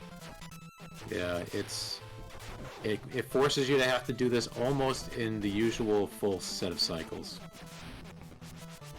These boomerang guys that you see are terrible because they take about 8 hits, and their boomerang will take about 8 hits. And if you try to walk past it after you hit that boomerang, even when it's falling, it's like a stinger from a bee, it's gonna still hit you.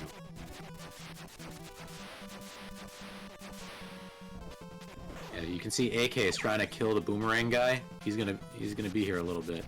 But you know what? You'd rather be safe than sorry. I mean, he has pretty True. decent health, but it's like you do not want to take a lot of unnecessary hits and like go back to the beginning of 2-1. So.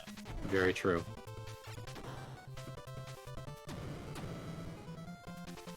Yep, he's gonna make it to the blue potion here, which gives you the full health. He's well situated to go into 2-2. Jake Rock already cleaning up on stage 2, making his way to stage 3. Oh my god, Zaylin and Jake Rock again, neck and neck. Yeah, this, particularly for these two, no matter where they land in the final standings, whoever's going to end up ahead is going to be the one that doesn't die here. Yeah. And here meaning the entire run. You know, they're both going to handle stage 3 pretty reasonably well. I can't imagine a death, but 4 and 5, anything can happen. Yep, absolutely. And Blackwood just finishing up with stage 2, very nice. And Rocket is on stage 3, going pretty far in it. So. Yeah, Rocket's on. Learned quick. He's a very good speedrunner. He runs enough games that the big thing about learning a lot of games is you pick up on patterns, you pick up on tendencies from development and what, you know, in particular for the NES, the system's capable of. Yep. And how games behave and enemies behave. So, you know, being a variety runner definitely helps. Yeah, and I think having a history, I mean, with Rocket Sauna, having a history of playing Bucky, I mean, Bucky has some mashing into it. And this game is kind of, there's quite a bit of mashing that's involved. True. Very true. And I think that's why, like, probably Zaylin's so good with just, especially being a Ninja Gaiden runner, along with AK Potatoes, like, they are just very knowledgeable. Because, you know, frame perfect tricks, things like that, so. Yeah, Rocket Sauna already on boss 3. It wouldn't surprise me if Rocket Sauna keeps this game going. It wouldn't surprise me if he gets a PB. Yeah. Yeah. And even, like, with certain new runners, like, I know, Jedi is, like, not very well experienced speedrunner, but, you know, he's put up a really good times in this game. Super proud of him. Yeah, if you're not a super experienced runner and you're courageous enough to take on this game and do it in a race, I mean, good for you. Yeah. And I mean, getting a time, finishing the game, like, that is a wonderful achievement for even just participating in a game like this. Very impressive. Absolutely. Yeah. Now, interestingly, I don't think Chill Dragoon knew about that hidden potion there, so they're coming in with 5 health off, which can definitely be a problem if you start to have some issues with this boss. But if he gets through this, no problem, then he'll have full health going into the next stage. Yep, J-Dub's approaching stage 4 right here, so. J-Dub flying through, skipping the bombs. Yep. But the bombs aren't required to get through this section easily, it's just that they Always certainly using the help ninja with stars. Very interesting technique. Yeah, looks like he's gonna shoot the gunners to clear out the lag. If you shoot the gunners, that will clear a significant enough amount of lag out of this section. It's just that you can see it becomes a little complicated with these jumpy, spinny guys. Yep. the very technical names that we've given everybody. Stabby, Savvy, Throwy, and- throwy. Yep, all the things like that. We're very technical here. Again, getting an upgrade. Yeah, and again, I thank everybody in chat, you know, supporting all these runners. These runners have done such a good job, putting in a lot of work, you know, whether it's, you know, 30 minutes or 30 hours, like, working on this game. Playing this game and kind of adding a timer, racing against other competitors, I think is a major accomplishment, so. Absolutely. I mean, racing is a it can be a very stressful experience. You're putting yourself in front of a lot of people. There's no resets, or at least in our case, limited resets, but I don't think people are really resetting, taking the liberty of that one reset. They're putting a lot into this race. Mm-hmm. If you mess up, you just have to swallow it and keep going. Yeah. And that's the important thing too. If you still have what it takes, if you're not in a position where, you know, you have to low percent, and low percent's near impossible, which in this game you can get through this game low percent, it's just going to be pretty tough, then, you know, it's a very good thing that runners just do what they can to just complete the run, you know, take your lumps, learn, and be ready for the next time you race. You know, it's a good experience overall. Anybody who's a speedrunner and, you know, has thought about racing, definitely pick it up, you know, and do it with a game that, even if you do it with your friends and it's not, you know, it's just you guys doing it in your own streams and, you know, just on any regular day, it's worth doing. And anybody can be a speedrunner. I mean, honestly, you just add a timer on how quick you can play the game. That's essentially what it is. I mean, as you get more comfortable, you add, you know, you can look at some strategies that other people run. You know, I never thought in a million years I would ever speedrun, you know, games that I speedrun. But, you know, it's definitely worth, like, you know, at least giving it a shot. Absolutely. Yeah, my journey started with, I was watching speedrunners for about a year, and there was some games that I would play offline to get a better appreciation of the game that they were playing, especially if they were doing like a long world record grind. And then I started watching Welzish and Daniel Rivas playing Batman. And nice. I was like, all right, I'll play it because I'm curious. I want to understand it better. I never played it. Let's demystify it. Mm-hmm. And then I was like, man, I think I could put a timer to this. So I was just doing it offline and sending Welzish the screenshots all proud. And then I was like, well, I'll record it, but I'm not going to stream. And then I started getting better and better. I was like, all right, well, I'll try this streaming thing. It's going to make it a little easier to clip it and post it on SRC. And, you know, the rest is history. Yeah. So, and it's a great community. It's a great community. And, you know, a lot of people help each other out. It isn't so much of like, oh, I want to get a better time than you. I mean, in a race setting, there's a little friendly competition. But, you know, I've noticed even with this game, all the competitors were worth helping each other out, like trying to think of like, hey, I found this strat, you know, this is a really cool thing. I mean, I put on like a beginner tutorial on like how to, you know, survive the game. But, you know, a lot of people kind of took it a step further. Zalen came up with really good strats. Oh man, Jake Rock. He took three pit drops there. Yeah. Zalen took a purposeful death at the beginning of 5-2. Jake Rock had full health there, and he took 3 falls into the pit, so now he's taking a purposeful death. Yep, smart move on that. And Gustavo kind of finishing up with, you know, the 4th boss. Ooh, 1 hit on each, so hopefully Gustavo can get through. Very nice. Oh boy, that was so close. Yeah. I was a little sweaty there. So this is big. If Zalen has some troubles here, and he dies to Gerudo, which can absolutely happen, especially if he goes for the Lightning Blast and sacrifices half his life, and Jake Rock gets a nice clean kill, we could see could see something. And look at Rocket-Sauna. Rocket-Sauna's doing quite well. Man, oh man. Oh yeah. Rocket-Sauna may be on PB pace here. Yeah.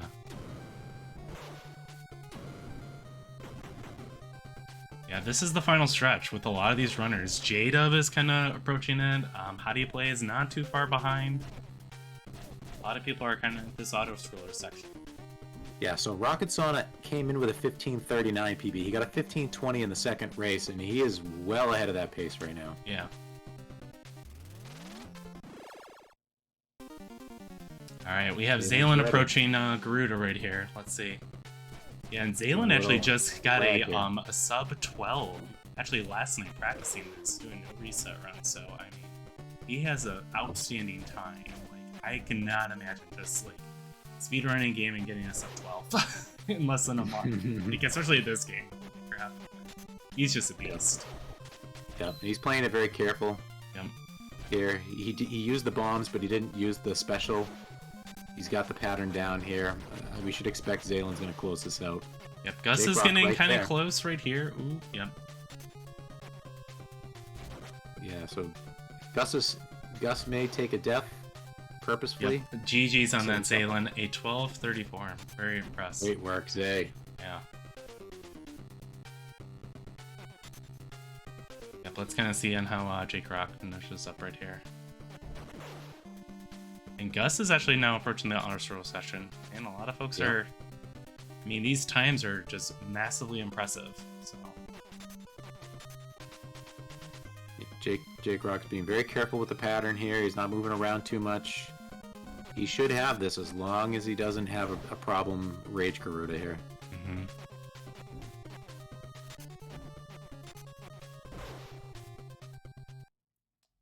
Nice job, He's Jake. got it. GG's to Jake. Oh, and then GG's to Rocket Zay. just finished 13:20 with Rockets on a. Holy cow! Wow. GG's with that impressive time, Rocket. Holy moly. Oh my gosh! That's awesome. Congrats. And Salaryman coming right up to Garuda right now. This is impressive for Salaryman. Salaryman is was practicing a lot on this last week, and this.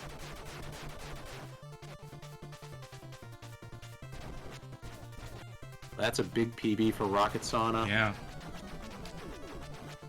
Yeah, he's actually only a couple seconds shy of my PB, so very impressed.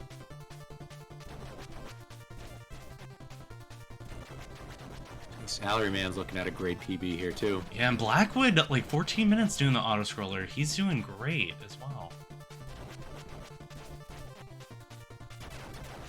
Yep, Blackwood's on PB pace. A lot of PB paces here. This is Yeah. great. Yeah.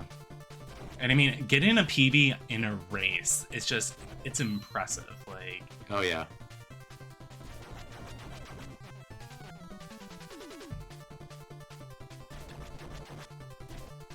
one more hit for Salaryman. Yeah, he's got this. Nice job, Salaryman. GG's. Closes it out. Up, and we got play with a 13:49. I'm very impressed on that.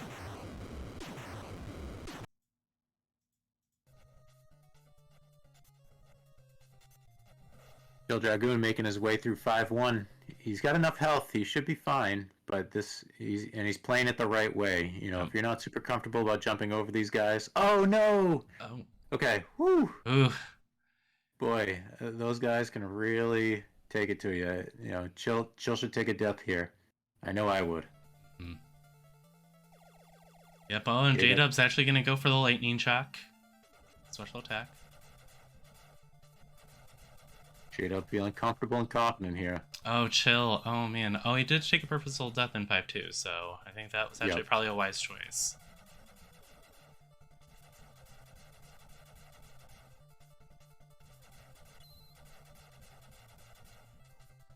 Oh, Blackwood is just finishing up here. Let's see if Blackwood can finish it. It's being a little safe, which is not a bad thing. Especially, like, as you're seeing these hitboxes going down. Yep. See, staying on one side, very smart. Take your hits, Very boom. Got it nice. done. Sub Got it done. 16. Very nice. GG's on that, Blackwood. J-Dub's also closed it out. Yep, Monster Mike finished up as well, too. Monster And- Mike got a 14-16. That's very good. That might Yeah. even, I think that's even a PB for him here, if Yeah. I'm not mistaken. Yeah, and even Owl unfortunately DNF'd. Okay, we got Jedi and AK Potatoes actually pretty darn close in this auto scroller here.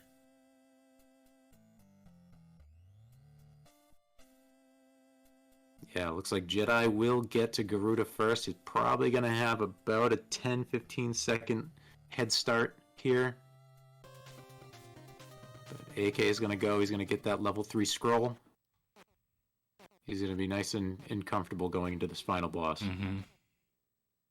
And we're going to see two different approaches here. We're going to see Jedi with the level 3 katana, and we're going to see, I'm sorry, AK with the level 3 katana, and we're going to see Jedi with the level 1 Kasurigama. Yep. See which one kills quicker.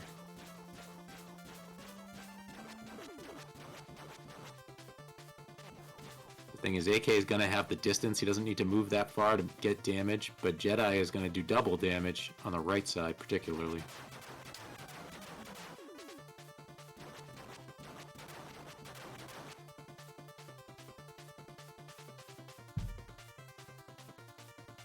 They're both doing a great job here, just picking away. Nothing too fancy. There's no need. They got this. Yep. Yeah, and Chill Dragoon is actually on Garuda as well too. He's getting pretty close to finishing up as well. Hey, they're both getting the damage down now.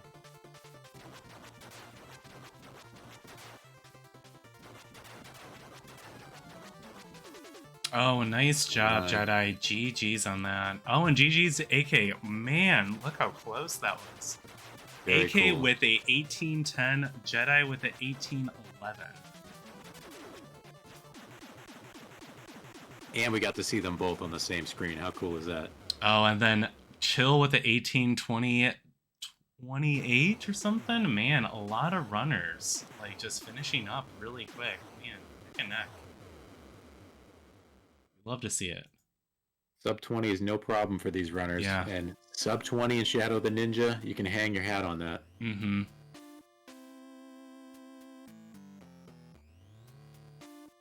Okay. So a moment of truth for Zed here. He's got plenty of health going into this last section of 5-1. He's got a potion waiting for him at the end, a red one that'll give him 4 or 5 more health. So be nice and safe. Damage. Yeah, be nice and safe. Like, let's finish a run, Zed. Let's end strong here. You got this. Even if he takes some hits here, to the point that he's low on health going into 5-2, that's okay. He can take a death if he needs to.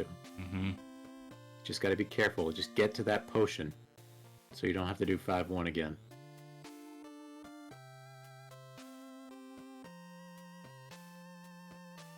Nice and safe, nice and safe. Yep. And that box right there is the potion, so yeah. Even if he takes this hit here, which he didn't, that's good. He should make it to the end here. He's playing it safe, which is, I mean, not a bad thing. Especially like this. Ooh! Okay, land on the bottom platform. Yeah. Okay. Yeah, just get through it. Alright, so if I were him, I would take a purposeful death here. Yeah. I had to do a little twerking action right there. Yep, and he's going he's getting a little tickled by the sword guy, stabby, but that's okay. Yep.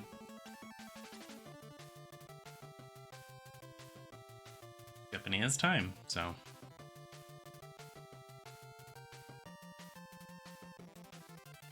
I'm very confident in Zed. Zed's one of those guys that when he really gets into a run, he learns it very, very well. Yep. I don't know how far he plans to take this. This may be it. But you know, if he were to continue working at this, I have no doubt he would make some significant strides on the board. Yeah. He's just a great runner. Yeah. And I mean, like, Snow Brothers is, like, you actually just recently started learning Snow Brothers. Yep. It's a different game compared to this. Like, it's kind of platforming, kind of bubble blobble, like, definitely different compared to Shadow of the Ninja. Yeah, I mean, if you want to see a guy that knows a game really well, follow No Head Zed and watch him play Snow Brothers. He is trying to push his world record down, and my God, it all comes down to the final boss and the RNG that you get there. But he is so good at that. Mm-hmm. He's good at dodgeball. He's picking up other games, and you can see in a short amount of time, he's already made very commendable progress on this one. Yeah. Yeah, I'm incredibly proud of all these runners. I mean, even if you took a DNF, like, taking this challenge on, I mean, this is a challenge. Like, learning a run like this, learning a speed run in, like, less than a month, like, not an easy task. It's a tough pill. Yep. So Zed climbed that ladder instead of jumping to it. He knows it. He won't have the time to go get the triple, but that's okay. He's got the Kasurigama. That's all you need here. He's been here before. I like to say when something doesn't go right in a run that it develops scar tissue. So Mhm. he's got 2 runs here to Garuda where he's got some immediate scar tissue. It's still scabbing, I guess, but it's but he's gonna know to be careful when we get to Rage Garuda. Yeah.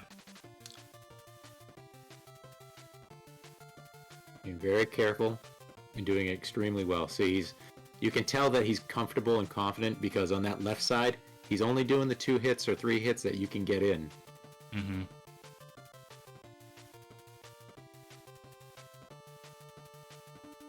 Is being nice and safe and take your time. Like, just like I said, finishing a run. Like, this is such a suspenseful. Like, the music, just like, it just amps you up. Like, this whole soundtrack of this game is just incredible. Oh man, I mean, there's so many good tracks. Yeah, the intro scene, the prologue, the the epilogue just is mind blowing. The boss battles, stage 2, it's just so much. It's so great. So if you need some extra songs on your workout playlist, I mean, definitely check this out. Oh yeah, 3 of them are on mine. Come on, Zed. There we go. Very nice job, Zed. Closes it out. Yeah. GG's. Gets his vengeance. Excellent work. The relief that Zed must be feeling right now to do that and close out strong. Oh, so great. Yeah. All right, we're Look at gonna those GGs. Yeah, definitely fill those GGs up for Zed. Again, not an easy game at all. All right, we're gonna be right back. We're gonna tally up the scores, and then we will be right back, folks. Stay with us here.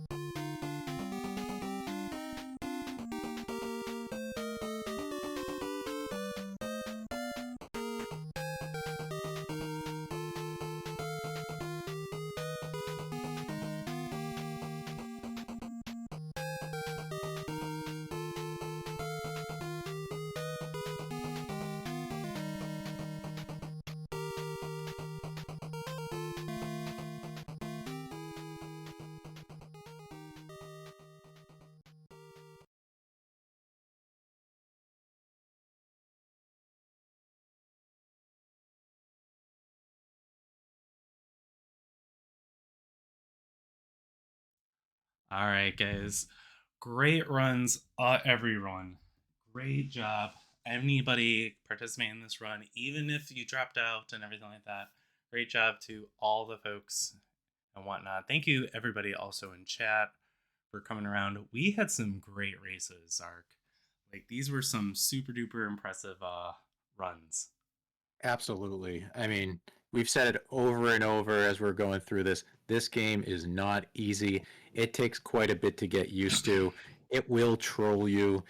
It gets incredibly difficult in stage 4, and that leads into a pain. It could be either make your stage 5 reasonable or it can make it a nightmare. And these guys said, we're going for it. We're going to learn this game. We're going to put ourselves in front of a huge community, and we're going to try and do our best. And I'll tell you, they did not disappoint.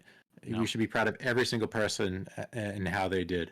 Yeah, and I mean that there was like some prizes and stuff like that, but I mean, I know even with a lot of these folks that ran it, they were like, I don't even care about the prizes. I just think this is a really cool event that I just want to participate in and want to try something like outside of my comfort zone, which I mean, hats off to them. Like, I didn't expect so much feedback, so much positive energy, and so much like effort these runners have put in. So, congrats to all of them. So let me go through a little bit of the rules just to make things a little bit more suspenseful. We want to know who wins and everything like that. But yeah, they had it's going to be the best average time of the 3 runs. There is a first, second, and third place. But we also added in a couple extra special surprises for including a couple of the runners as well too. There is going to be a not last place award for the person that's second lowest. So it is okay if you were not last.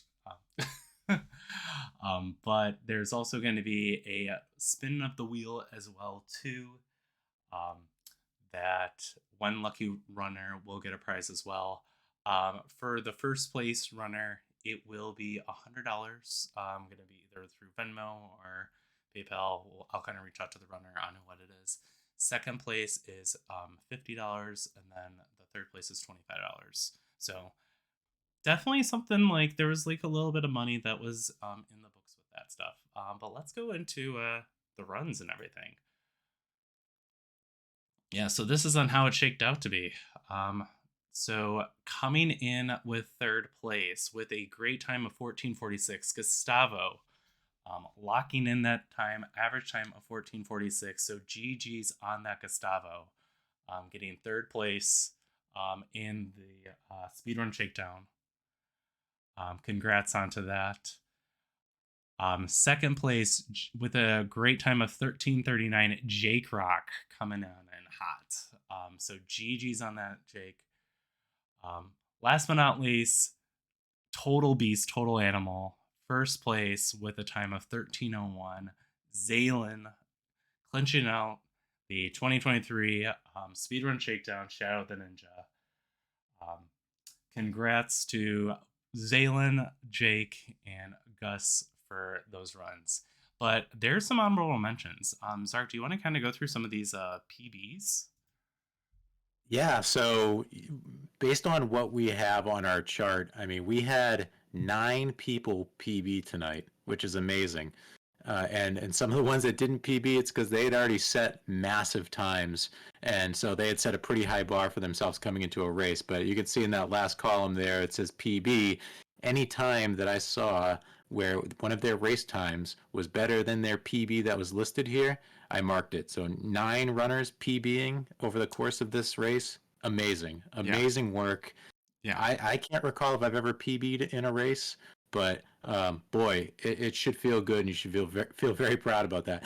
But Yeah. let me say, regardless of what your time was, if you PB'd here or you PB'd before, post it in SRC because it's a history. It provides some legacy to SRC. It provides some competition for the future runners, and heck, maybe it'll give you a reason to push it even further. Yeah, save your VOD, like post it on SRC. I mean, the more runners we can get onto these small games that just don't get enough love. I mean, that's kind of like I was really happy to see Shadow the Ninja be chosen because there wasn't many runs on it. But and the runners that were on it were absolute animals. Like it's we had Stans is just a phenomenal speed runner, and then Arcus as well, and a couple other folks. Darth Tyrell has a run on the board, which Darth is a very talented runner as well. Definitely like take your VOD, put it at SRC, especially if you PB'd. Shoot, even if you didn't PB during this race, like having a completed run and putting it on SRC, definitely like be proud of it. Definitely be proud. Absolutely. And our winner here, Zalen, I just want to say you're an absolute madman. 11:59 in this is crazy. And that's only 12th place. He has a chance to get top 10. He's not that far away. I'm hopeful he's going to do it. Mm-hmm. The community's behind you, Zay. Let's go get top 10 because you will be in the pantheon of runners in this game. It is so technical and so challenging. Let's go, brother. Yeah, absolutely. Yeah, and GG's on that, Zay. Like, and even GG's with you, Jake. I mean, like, really impressive run. I mean, considering you just learned this like a week ago, very impressed with your skill and with your expertise, included with Gustavo, but even like Jedi, like, getting a great time and like just starting to learn how to speed run. It's like like I said, you just add a timer and try to play this game as best as you can. I mean, we all start somewhere, and for Yeah. Jedi to be starting with Shadow of the Ninja, I mean, talk about building up some speed running fundamentals. Yeah. And I mean, like, yeah, just everybody. And even if like you never finished the game, if you had just one completed run, you know, use that as like a little bit of drive and maybe like see if you can get a little bit further, Like there's definitely like all these runners are very talented. If you and to the community, if you guys haven't followed him, follow each one of these guys. I mean, all of them are great streamers, great speed runners. They do a lot of other different stuff. I mean, from playing modern games to opening Pokemon cards to, just drawing, it's just, it's really cool seeing all these runners do this. Absolutely. And Jake Rock, if you keep at this, I'm sensing a Zark Bop in the future. So the other runner that was second to not last, actually Ugly Owl, looks like he ended up being second to not last. So there is going to be some 5 community subs going to your channel for 5 of your runners as well. So hoot hoot. Hoot hoot. GG's on not being last there, Owl. But the last but not least thing, we are going to do one more thing, and that is spin this wheel. We're going to get one other lucky person. Whatever gets chosen on their community will also get 5 gift subs as well from myself to their community. So nevertheless, let's give it a big old wheel. I wish I had these ads taken off, but I don't want to click that. So let's see. Very exciting. Yeah.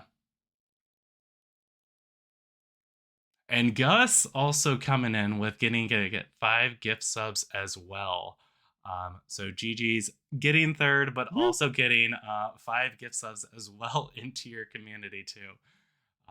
Lucky duck. Yeah, you need to start getting into like the lottery or something like that. I shouldn't say that. It's gambling's legal in Alaska, so I can't really technically say that.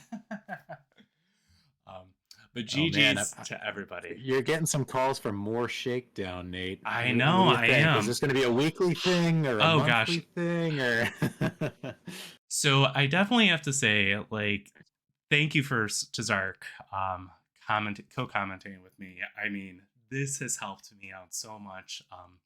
I definitely get a big appreciation for both music and gaming with Junkyard Dave, with anybody posts one of these events.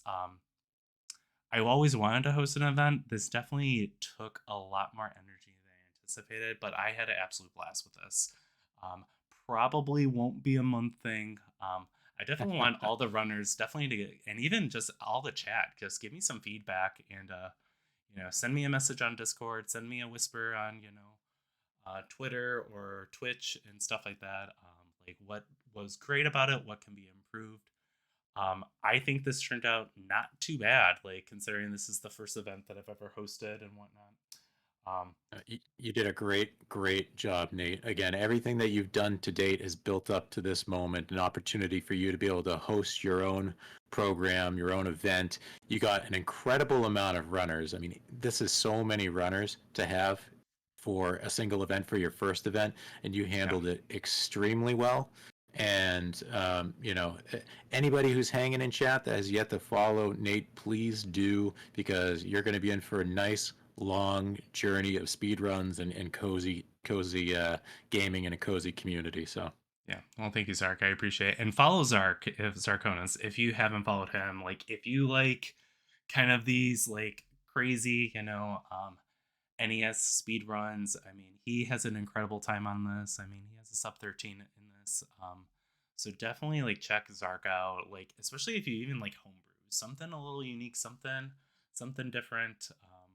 Definitely check out Zark. I mean, just the retro community is the best community. I keep saying that, and it truly is. You guys have been nothing but incredible and nothing but great and stuff like that. So I think what we might do, Zark, is I think I might get a run of this just to kind of dust off my old cobwebs. I definitely don't think I can get up to Zay, Jake, and Gus's standards, but what do you think? Should I get a run at this and see how it I, goes? I think we all deserve to see you do a nice, healthy, no reset run. Not a single reset. Go Yep. right in and show us how difficult this game Yep. is. That sounds good. All right. Well, I'm just gonna kind of put the BRB screen. I'm gonna get my stuff set up and everything like that. And then All right. I'll see you guys in just a moment. Zark, again, thank you so much for being here, being the support, giving me all the feedback, all that stuff. Yes, thank you for the honor of being able to do this. I love this game. I love your community. I love all these racers. I love speedrunning. So this has been a great experience. Thank you, and I look forward to competing at some of your events in the future. Yep, absolutely. And I definitely will probably hopefully do this again, maybe in the summer, but I had a blast hosting this. So All right. so stay with us. I'll be right back. I'll get my stuff set up. So stay tuned. Thanks all.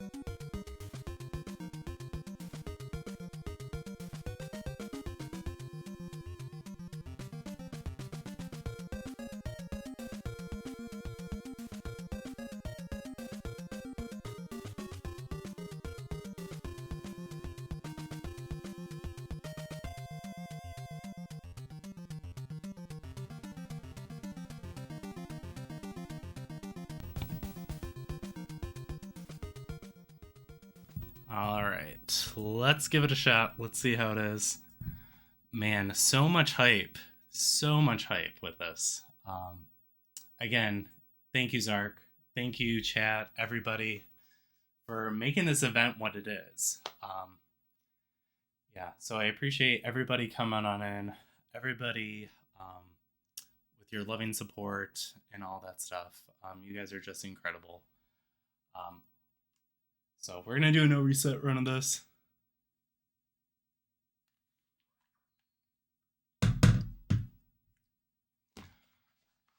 Man, you guys are setting a hype train too. Gosh.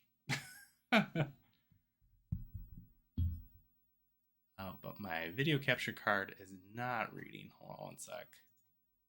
Streamer Plus.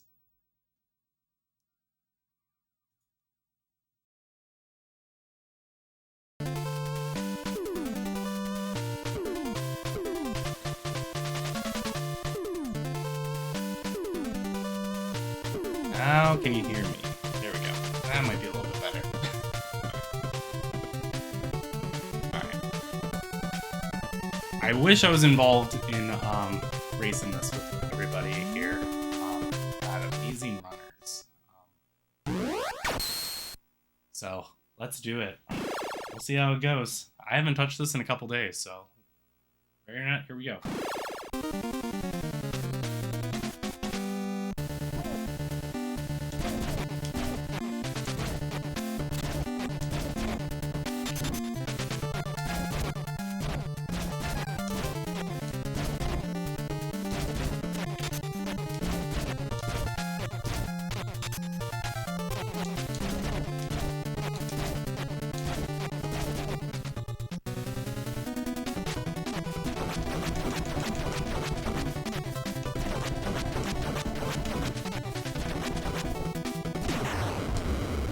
I haven't warmed up. Let's go.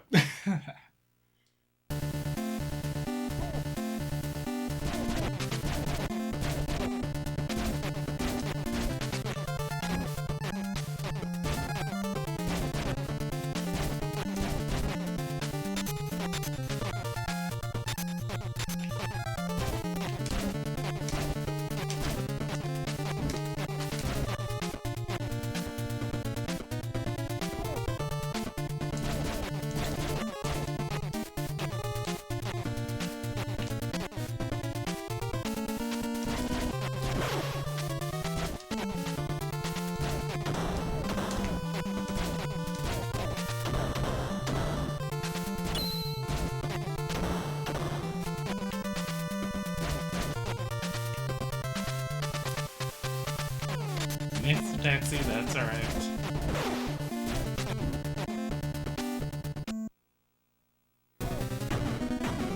Alright, let's see if we can get the pixel perfect.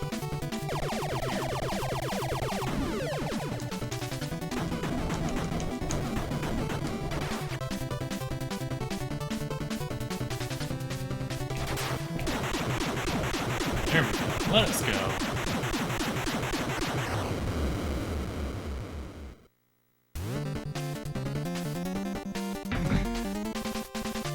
Can I abuse you with TTS? I have that muted there, Fat Cat.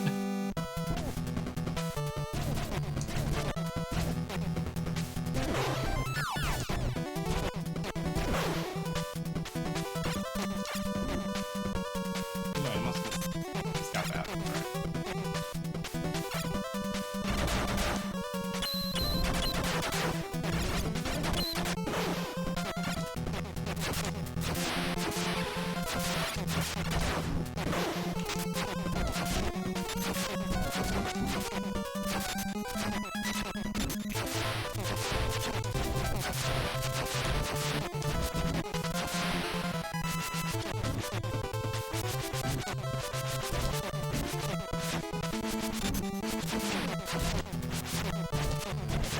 Moving on through.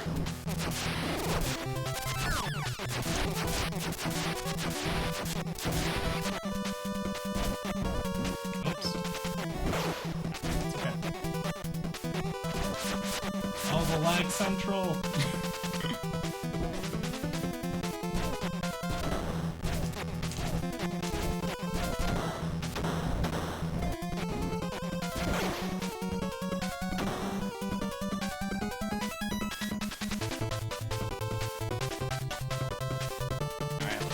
the slidey slidey guy. Jump. Oh, okay.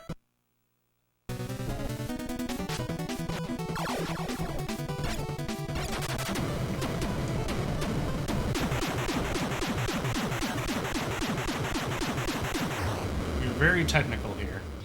Jumpy, jumpy, slidey, slidey.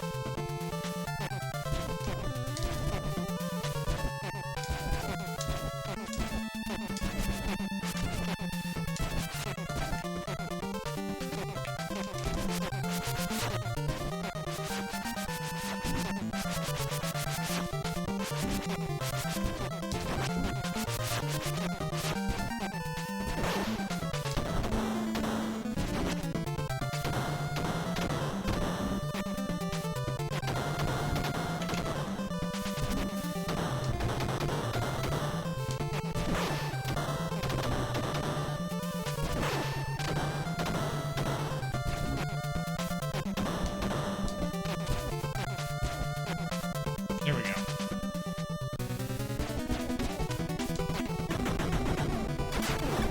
So 1, 2, 3, hop over.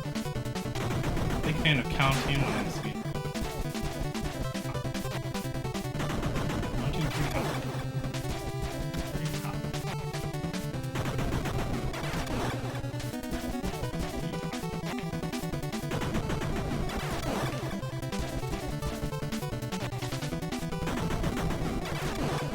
That's 1 and hop. 1 and.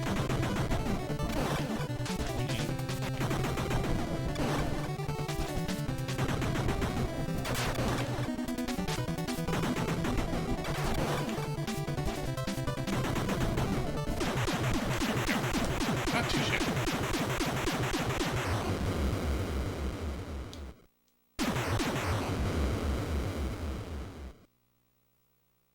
Also, Nate played 3 hours this morning.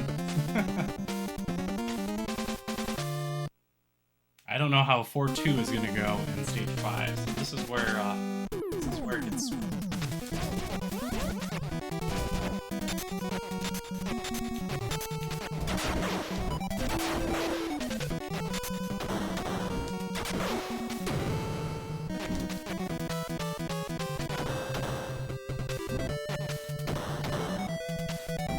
Oh.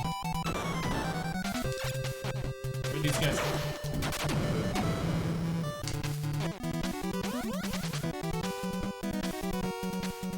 Not the best section there, that's alright.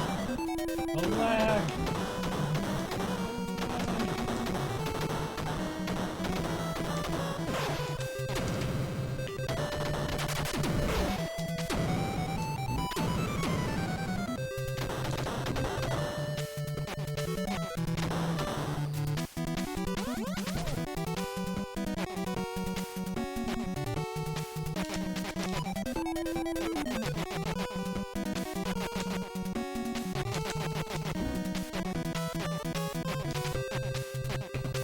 Hop over, come on.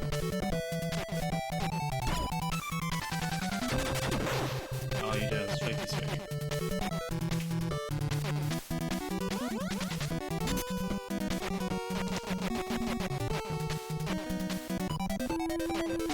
There, then hop over.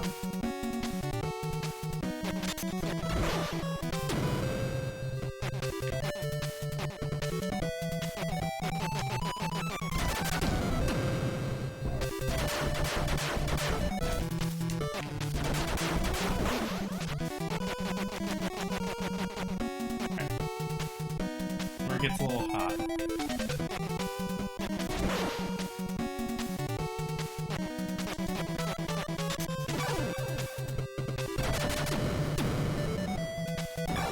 Oh, we're taking the dump.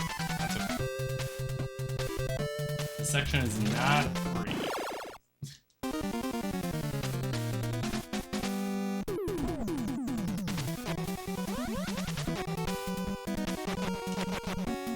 Bad bonk there.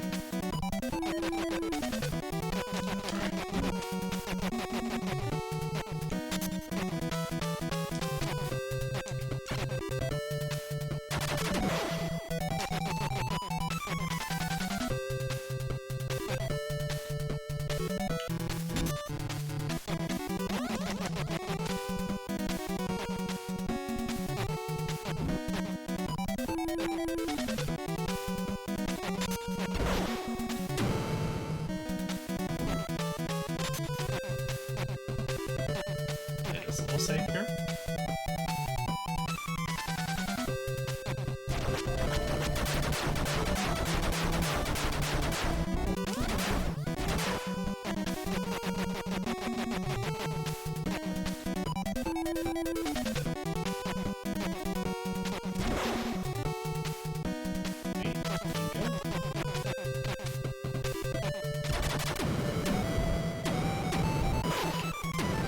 Drop.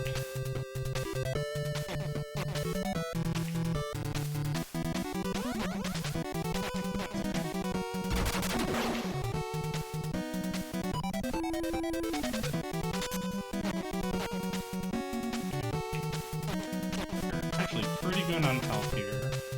And I take a bomb there, but that's okay.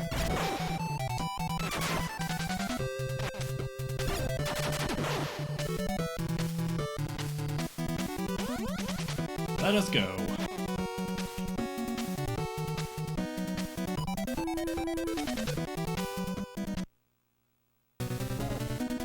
Songboarder, get your buddy over here. Come on.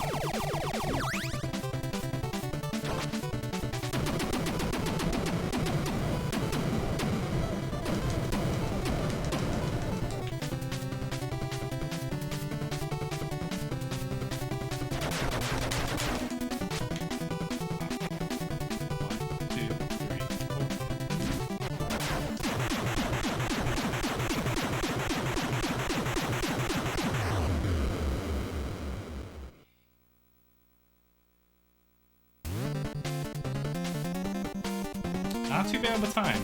Not gonna PB, but still will be a pretty fun run.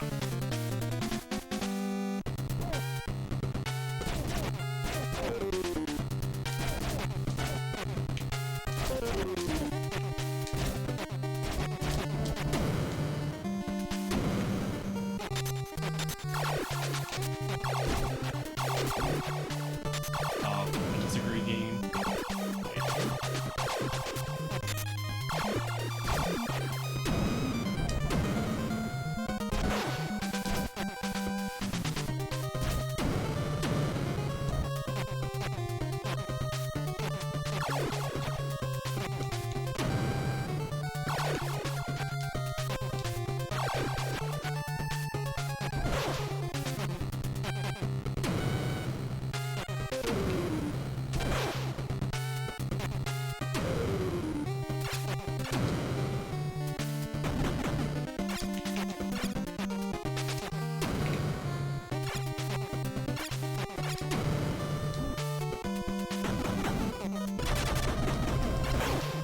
Oh, rats, that was bad on my.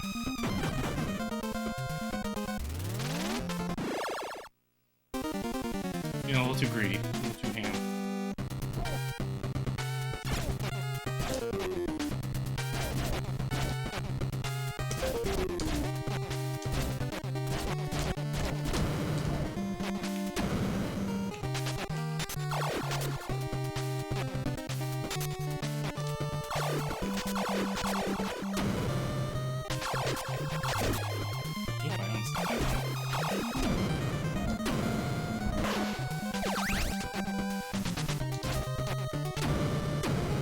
Well, we got a bad yumper. Ooh, not the pit of death. Oh gosh, pit of death! No!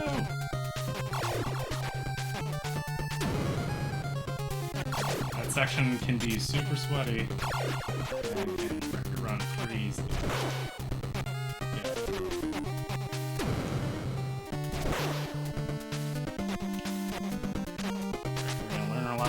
last time.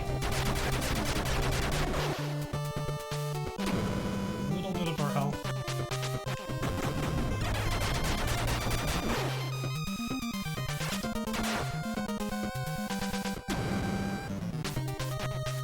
Alright, go. That's what happens when I try to go for a sun.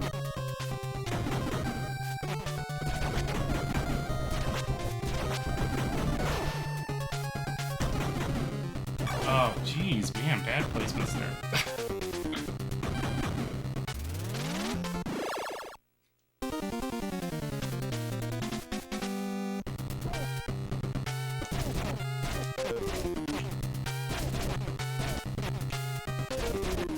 I'm just warmed up. I just need to warm up.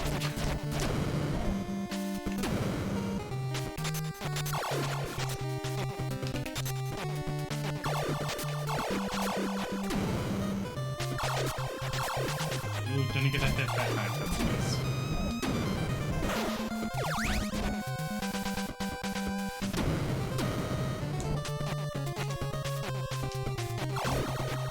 Okay, hit the bump there.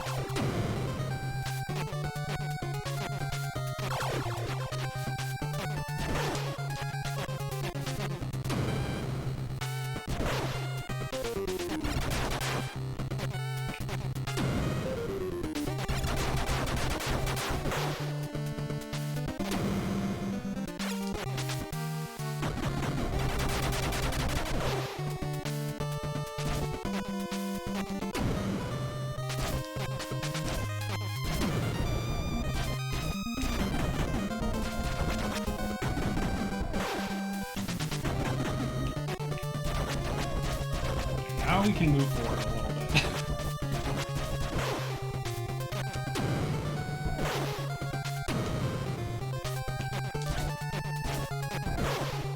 Actually, really good on health. We're just gonna finish back at this. We're gonna move past the jumping jumpy and the slashy slashy guys here.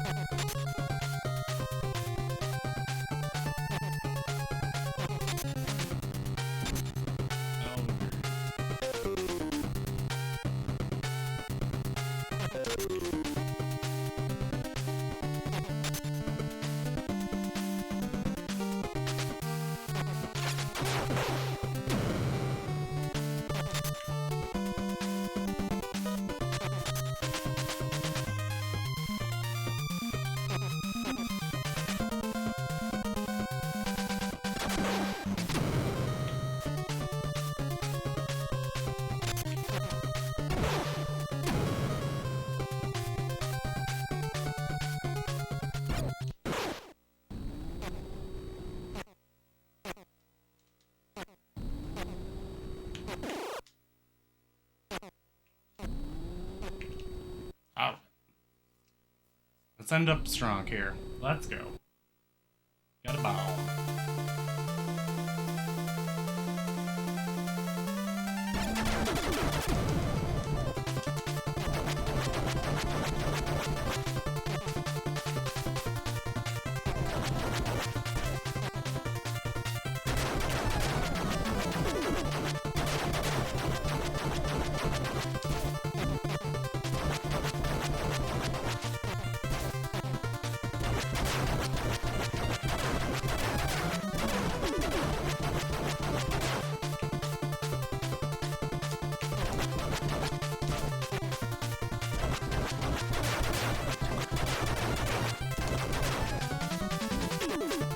In here.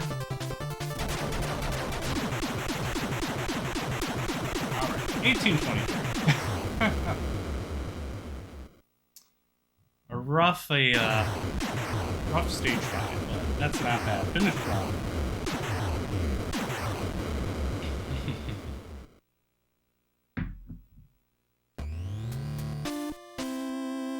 Yeah, listen to this music, guys.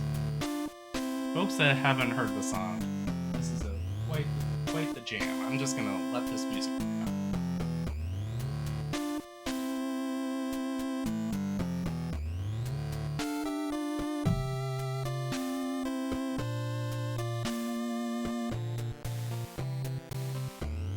Nice job, Beard. I mean, nice job, Nate.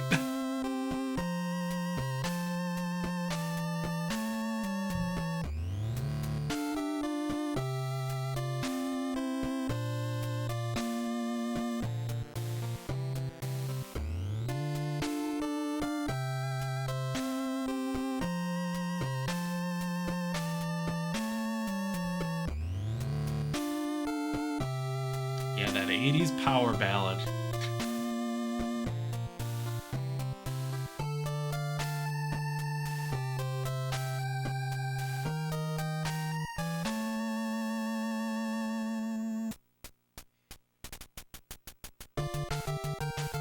And even the credits music here, it's just absolutely a banger. Jam after jam after jam. I mean, you had Music and Gaming's January yesterday. I mean, this song has high energy.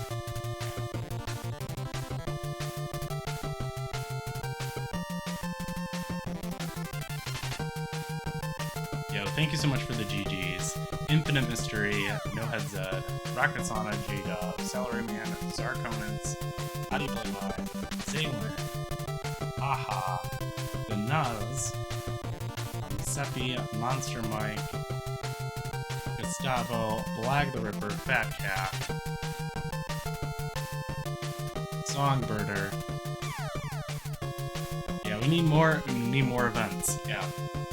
We might do one in the summer. Definitely want to get your guys' feedback on how this run was, this event was. I know that there's some things that need to be worked on, but I'm pretty happy, really proud of everybody that has done this. So.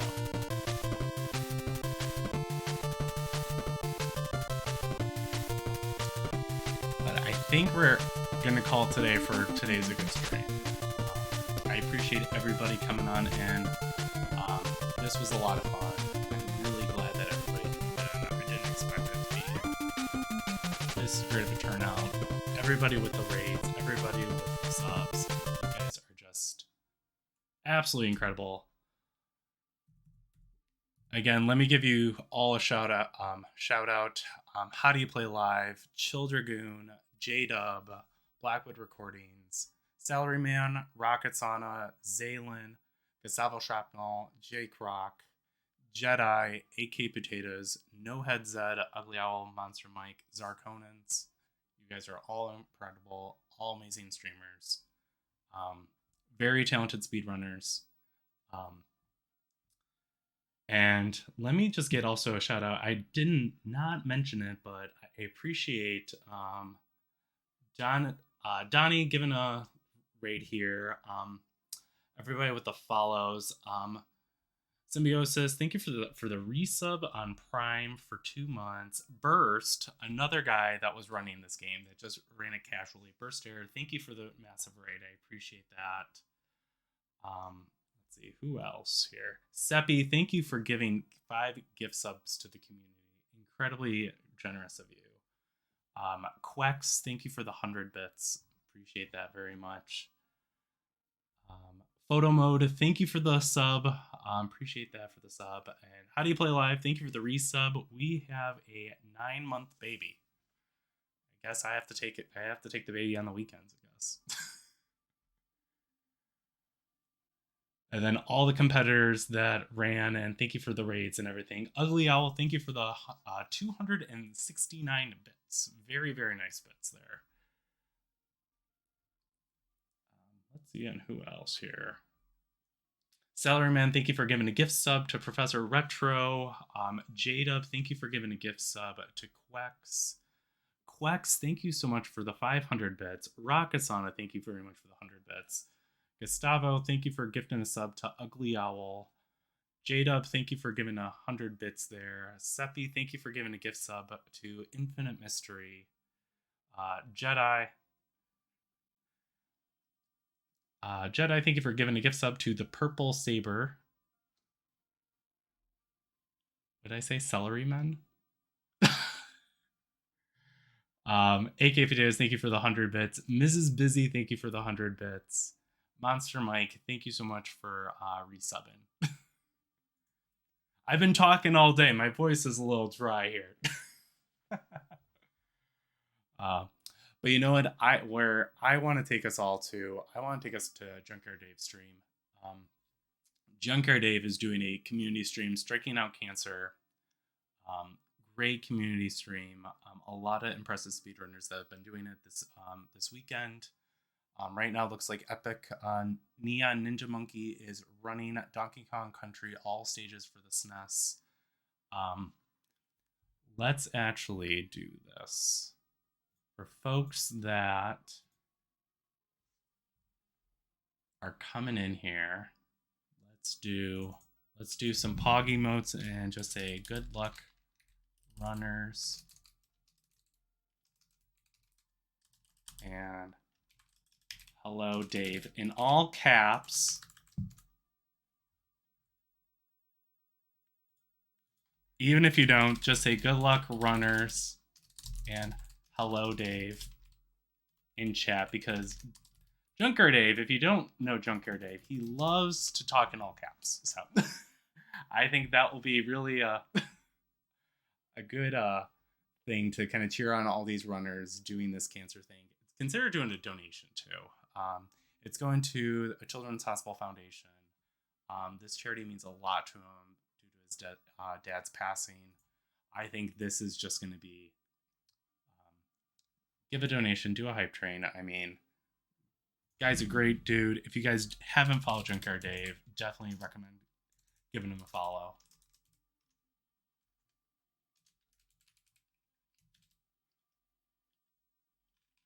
Ultra Plus. But let's head on over to Junkyard Dave's stream. I appreciate everybody coming on and everybody joining in the tournament. Everybody watching the tournament and everything like that. Thank you for all the viewers. Thank you for all the raids and subs and follows and all that stuff. Appreciate all the love you guys got. All right, take care. Be kind to one another. I'll see you next time. Adios.